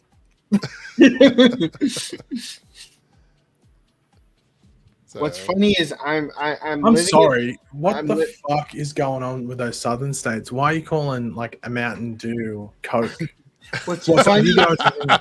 Like, what's funny is, can I just get a Coke? Oh, here's a Coke. No, I wanted a Mountain Dew. Mate, dickhead, you said Coke. Do you have to say Coca-Cola? Do you specific or something? Yes. Coca-Cola would be the Coke. But that's so dumb. What's funny is I am from Southern, but I speak Northern. 3Dub's like, don't hold me accountable for what they say down here. It's not on me. I was up north, so. All right, here we go. All right. I migrated south for the winter. We're going to start out with the OG, which is what 3Dub calls every drink on the list, which is Coca-Cola. Everything is Coke to 3Dub. As a kid, Coke was my favorite soft drink. As a kid, I used to drink it all the time. As I've gotten older, my taste for it, like in terms of like if I'm this is basically if I'm in a restaurant and all of these are on the menu, in what order would I take these if nothing else is available? And for me, Coke is one that I will take almost universally if other stuff is available, but it would not be my first choice. So for me, Coke falls in the middle. It is literally middle of the road for me. I would put it in the B tier. What? Are you cooked? Are you serious? Coke is S. Coke is literally S. It is S. Maybe Not in for me. maybe in Australia.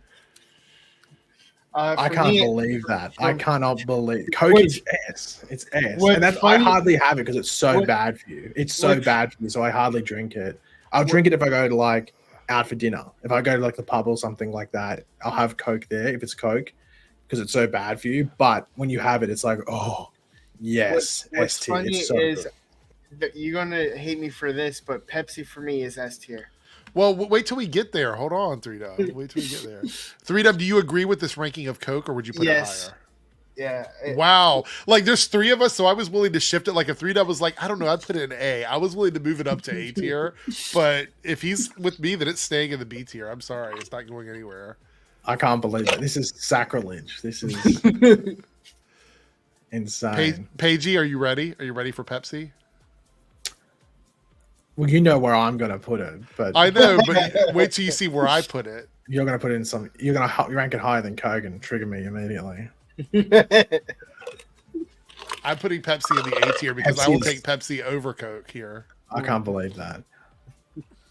Really? I don't think Pepsi's horrible. Like if it's there, I'll drink it. But it's like Pepsi has more flavor than Coke. does. No, it does not. It does. 100%. It is so good. It affects your body in a good way, and it gives you energy, and you go do stuff. It's much better than Coke. Even the Diet Pepsi has more taste than Diet Coke.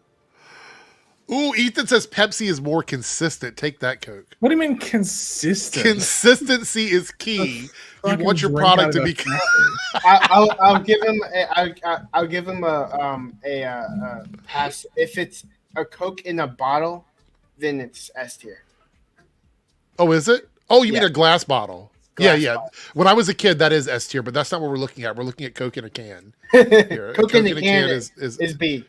Yeah. Okay. I absolutely love Sprite. I'm going to put Sprite in the A tier for me. But it's not ahead of Pepsi. Pepsi is still in the front.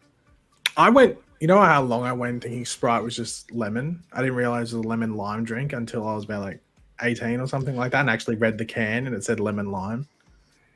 You just think it's lemon just because it's clear. Like it's just a straight up. Okay. Coke from McDonald's is S tier. Like no, out of thing. Ethan said it's inconsistent. The only place you're getting an inconsistent Coke is from McDonald's when they put too much soda water in there. And there's not enough syrup. I love Coke, like a fountain drink, like a carbonated version of the that comes out of the thing or whatever. That I love that. I love those ones. Those are good. You know what they did at Australian McDonald's? They took away normal Sprite and they served Sprite no sugar without telling anyone for like a year. Like if you went on the app or something like that, you could see it said Sprite no sugar and there was no normal Sprite. But if you asked for a Sprite at the thing, they just give you a Sprite no sugar. They didn't hold Sprite normal. It doesn't taste much different from regular Sprite, so it's hard. Well, to once tell. you put like ice in there and it sort of dilutes and stuff, you wouldn't really be able to tell. Yeah. So for me, wait, anybody disagree with Sprite ranking at A? I'd put Sprite. Sprite's fine. I don't know if it's A tier. I don't really drink it that much, to be completely honest, though. Sprite for me is an A tier for me. It's got healing propriety because when you're sick, you go for Sprite. No, that's Sprite cranberry. That's the. I can tell you right jam. now, I literally was. It was like go to the hospital or drink Sprite, and I was like, I drank some Sprite, and I did not have to go to the hospital. That's how good it was. So that was like the best ever. Wait, is that what you're told to drink when you're sick? Actually, yes. People will tell you to drink it because of the carbonation in it. I hope. Yeah, I was gonna say Ethan's right. That's ginger ale. We told to drink ginger ale. Oh shit! I've been wrong my entire life. Then I've been drinking ginger ale. When sick, when you have like a stomach bug and stuff, like an upset stomach, you drink ginger ale. For me, 7-Up is a B tier. Yes. 7-Up is honestly 7-Up is pretty shit. It's C. What would you put it? 3 like B or C? Sprite. It's Sprite from like. I actually put it at C. Oh, well, then I'm overridden then. All right, I guess 7-Up is not very good. C tier then. All right, like, so I'm sorry, who's buying a 7-Up over a fucking Sprite? Not me. Not me. But then again, you idiots are buying Pepsi over a Coke. So what am I talking about? I'm looking. Some of these Mountain Dews I don't know. I know some of them, like this orange one. I don't think I've ever had it. Has anybody ever had this one? If I knew what it's called, I'm gonna put it in D because I don't know what that is. Pitch Black I've had and it's okay. I'm gonna put it in the C tier. It's okay. It's not great, but it's below average. Mountain Dew. You know what's funny? They literally they have 5 Mountain Dews there, but they don't have the one that we have in Australia. Well, I've shown you they haven't had before. Yeah. It's like we don't have normal Mountain Dew. We have Mountain Dew Energized or something. Yeah. So this is the Blue Blast? Yeah, Blue Blast. Have you had? I've actually had. No, I've had Baja Blast. I've had Blue Blast. Well, that Baja Blast is right here on the next one, but right here the blue one is it. Where would you rank this 3-Dub? Because I've never had it before. With B. D. Hold on. No, B. Oh, okay. I've had this one, the throwback one. I have too. I actually like the throwback with real sugar. I've had it. Yeah, I will say it tasted pretty good. I'm gonna put it like up here in the A tier. I think it's really better good. than Sprite, the throwback one. Is it okay? Yeah, I have better than Sprite. I actually think Pitch Black Mountain Dew is better than the 7-Up as well. Let me move that. Move around there. The one in Australia is bad. Defunct. The Mountain Dew. It tastes like it's almost like it tastes like Monster. It's weird. It's sort of like Monster. It's really weird. I don't like it very much. Canada's Dry is the best ginger ale. I'm gonna ask Canada Graphs about that. Let's see what he says. The only ginger ale I think I've ever had is the Schweppes. Canada Graph is dry. South Texas Trust. I'm still waiting for the Metal Gear Solid movie. Yeah, we'll keep waiting on that one. That's gonna happen. Baja Blast. I would put that probably in A tier, to be honest. I like Baja Blast.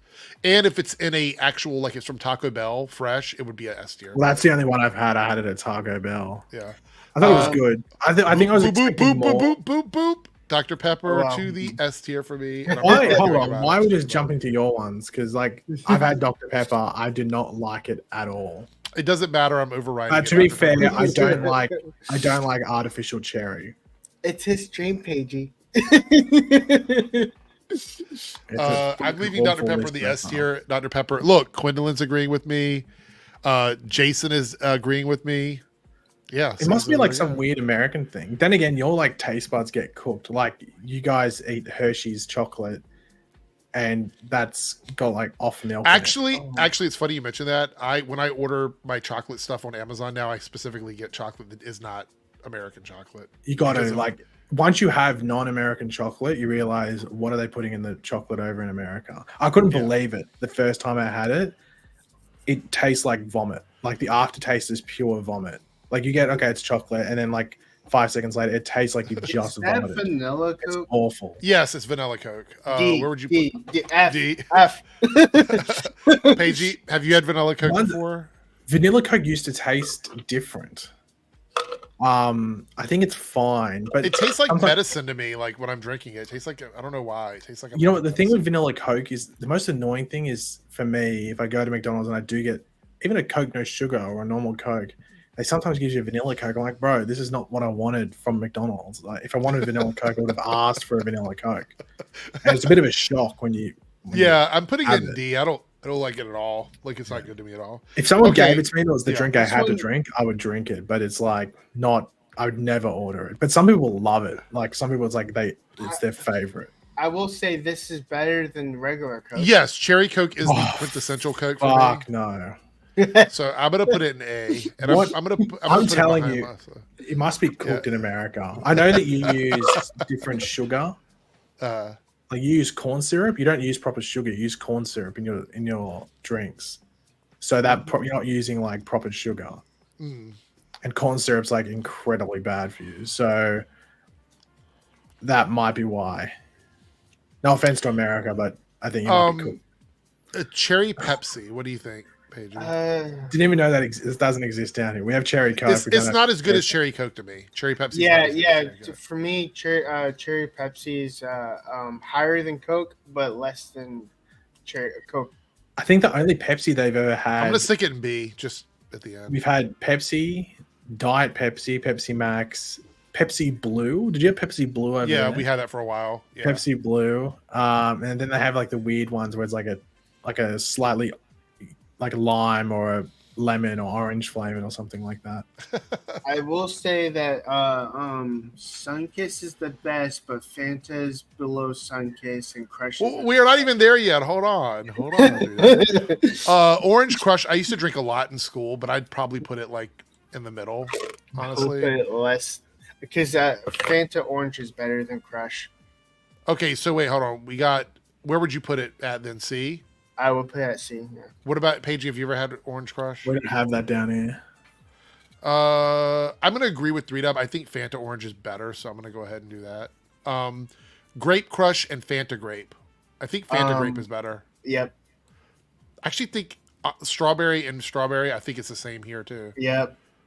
I actually think all the Fantas are above that. Now, Fanta Pineapple's gross. I'm putting that in D. I don't like Fanta Pineapple. Sunkissed, Grape, and Orange. What do we think about that? I think those are a little bit better.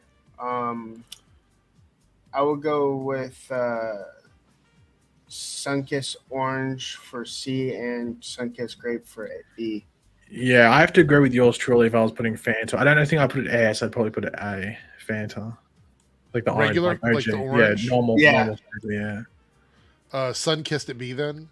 Both of these? Yeah. To me, they taste fairly similar, Sunkissed and They Fanta, do. but They're Fanta's very better. close. Crush is not as good as any of these, though. Mug is S tier for me. I don't care. Fuck, I hate root beer. It tastes like straight ass. I think Mug is better than A&W, but I wouldn't put it in S. I'd put it in A. A&W I'll sell for A. I'll sell for A. Regular Mountain Dew. Whoop, whoop, whoop, whoop, Whoop, whoop. whoop. S. S tier. I love regular Mountain Dew. Mountain Dew Code Red. D. D. I don't like it. What? I like the original better. I do like the original better. It wouldn't be at the top for me. I'd put it somewhere in the middle, probably, like in the B section. Paige, have you ever had either regular or Well, Code when Red, they used to have normal Mountain Dew over here, I've had it. It's not S tier. I probably put it like B, but they don't have it. It's like they've changed it. It's like a half energy drink now over here. I'm surprised you guys don't have that.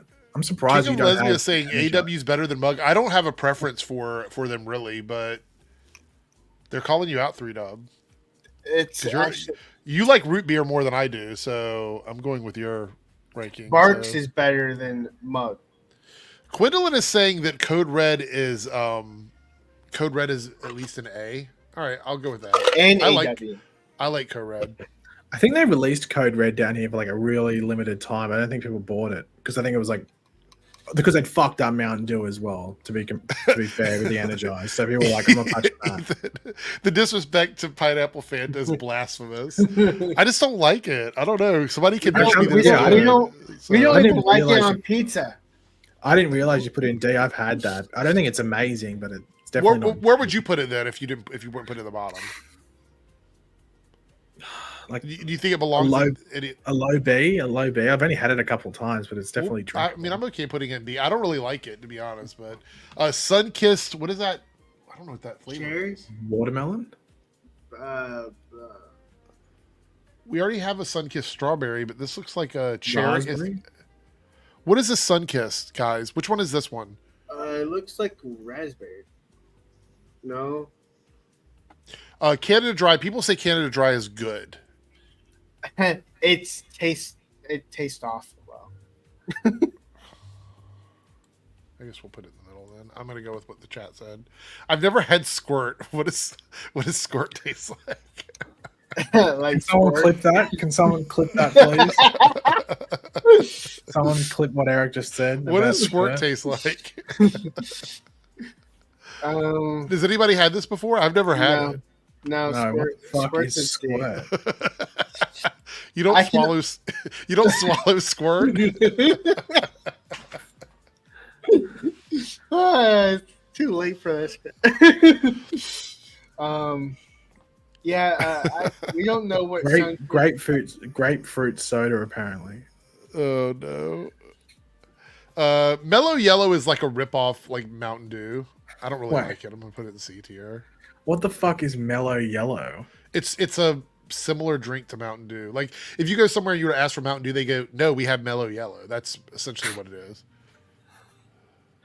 Like Vault, I guess it's an energy drink. What the fuck is Volt? It's kind of like Mountain Dew. Is it good? Have you had it? It's worse than Mellow Yellow. Oh well, then we'll go ahead and put it there. What is this? Something cream soda? Creamy I guess. soda.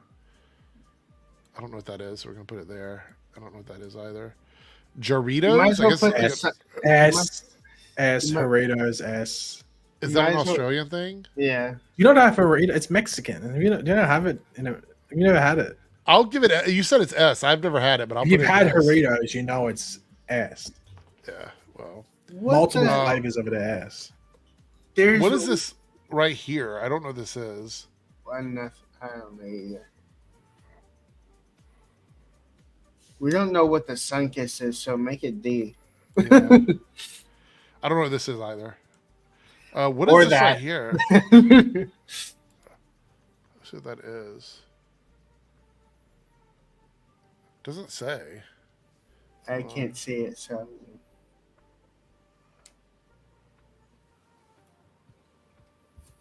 Yeah, it doesn't tell me. I tried to inspect the source of it. I don't know what it is.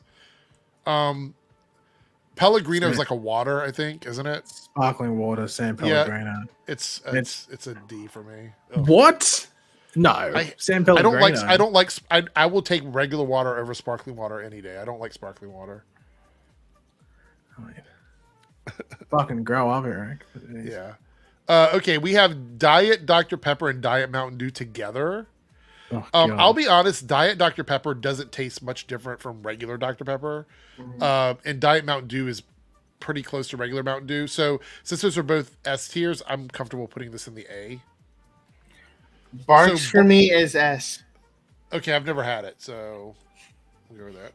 Mr. Pibb Extra! S tier. I actually like Mr. Pibb more than Dr. Pepper, to be quite honest. What the fuck is Mr. Pibb?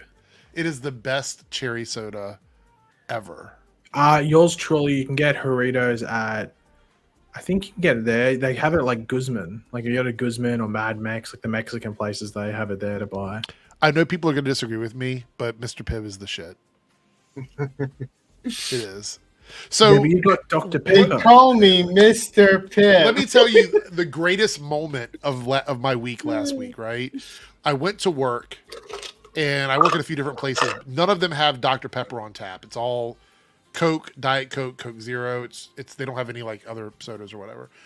But I went there and I went to get a drink before I started my set, and they were like, "Would you like Mr. Pibb? We have that on tap now." I was like, "Whoa, what?"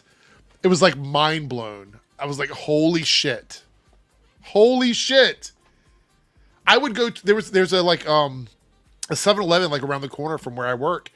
And sometimes I would go there before work to get Mr. Pibb specifically because they don't have it. And I was like, "Oh my God." So now I take in my big travel mug and I fill up with Mr. Pibb when I leave from work every single night. It's great. It's What fantastic. the fuck? Mountain Dew Voltage is the last one. I don't know. Has anybody had that one? No. 3-Dub? No. Mountain Dew Voltage? Okay. All right, so Paigey thinks that this list is wrong. Oh, it's Because straight of up the ass. Like What someone. would you change on the list? First of all, My Coke S would be tier. S tier. My S tier would be Coke, Doritos. Out of these ones, yeah, Coke and Doritos and S. That would be my S. That's the only two that belong in S, I think. And then my A, I'll only do my A. My A would be Fanta Orange. Mhm. Not fucking Squirt. Pepsi Max. If it was, I'm surprised you know Pepsi Max is in here. Hey, Fetman, chill. No comparison on Squirt and Mr. Pibb. Let's not do that. And that's meant to be like creaming soda down there. You put in D and creaming. I King like of creaming Lesbia soda. said that voltage is a B, so we'll go with that. Yeah. Click on my thing because I can show you some of the drinks you're missing. Some absolutely goated drinks. Mm. The fact that that is not there. Mm. I think if you had this, Eric, your life would be changed. Really? I have a feeling your existence might come into question again. Do you get those stupid Michael Bublé ads, by the way, with the bubbly? Yes, we do. We have a ton of them. Yeah. Hell, they're doing my head in. it's Bublé. No, it's bubbly. We have these ones. That's obviously goated Coke. Wait, so what's you have this? Kirk's, Sunkissed, Solo, Schweppes, and Coke. Those are the main ones. Hold on. This is apparently this. Hold on. Let me. What is this?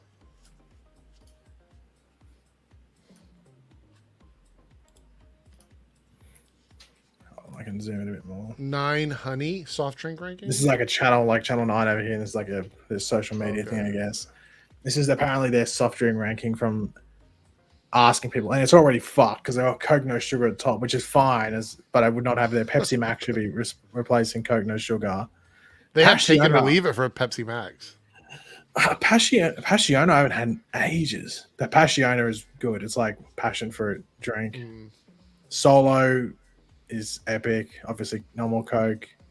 Sunkissed and Fanta on the same thing is a bit of a controversial. What is that little ginger beer? What is that? What brand? Bundaberg ginger beer. It's just like really nice. Like Bundaberg makes like alcohol and stuff, but they do like ginger beer and some other like non-alcoholic drinks and stuff like that. Why is that Sprite can so skinny? What's going on there? But you can see Mountain Dew's down the bottom because it fucking changed its recipe. It became energized. And Pepsi down the bottom. That's right. You told me that the Mountain Dew you have there is that weird energy. It's called Energize, and it tastes like Monster. Like if you had like normal, like black green Monster, that thing, it sort of tastes like that. At least that's what I remember because I don't drink it because it tastes like ass. What about Kirk's creaming soda? Why is that at the bottom? I'm surprised it's down there low, but it's also like I don't know how many people go out of their way to buy it. It's like if it was at like a birthday party, you'd have it. Or if it's at Christmas, you'll have it. If it's the only thing there. But yeah, like Solo should. They must have like done it with like 50-year-old women or something like that. 3Dub is ordering food, isn't he? He's on there ordering food for the evening. No, I'm talking to a friend. Oh. Grinder, yeah. All right. Well, I think that is it for the stream. I think we're done. Serenity's had the ginger beer before. It's good. Oh, what in the world? What the hell is this one? I don't know what that was all about. It's like my photo, Eric. Yeah, that was my character from Final Fantasy. That's funny. Wait, are you the one on the left or the right? The right. Okay. My character looks like me. So. Well, looks like Vanilla Ice, to be completely honest. But and Omega is actually it sort of looks a bit like Beau DeMayo. Oh, does it really? Makes sense because it's apparently meant to look like. Oh well. Anyway, we're getting out of here. Thanks everybody for hanging out. I'll be live again on Monday night for another Nocturnal Nerdcast, and everybody have a good weekend, and we'll see what happens. So take care. I was waiting to see if 3Dub was going to say anything. Bye.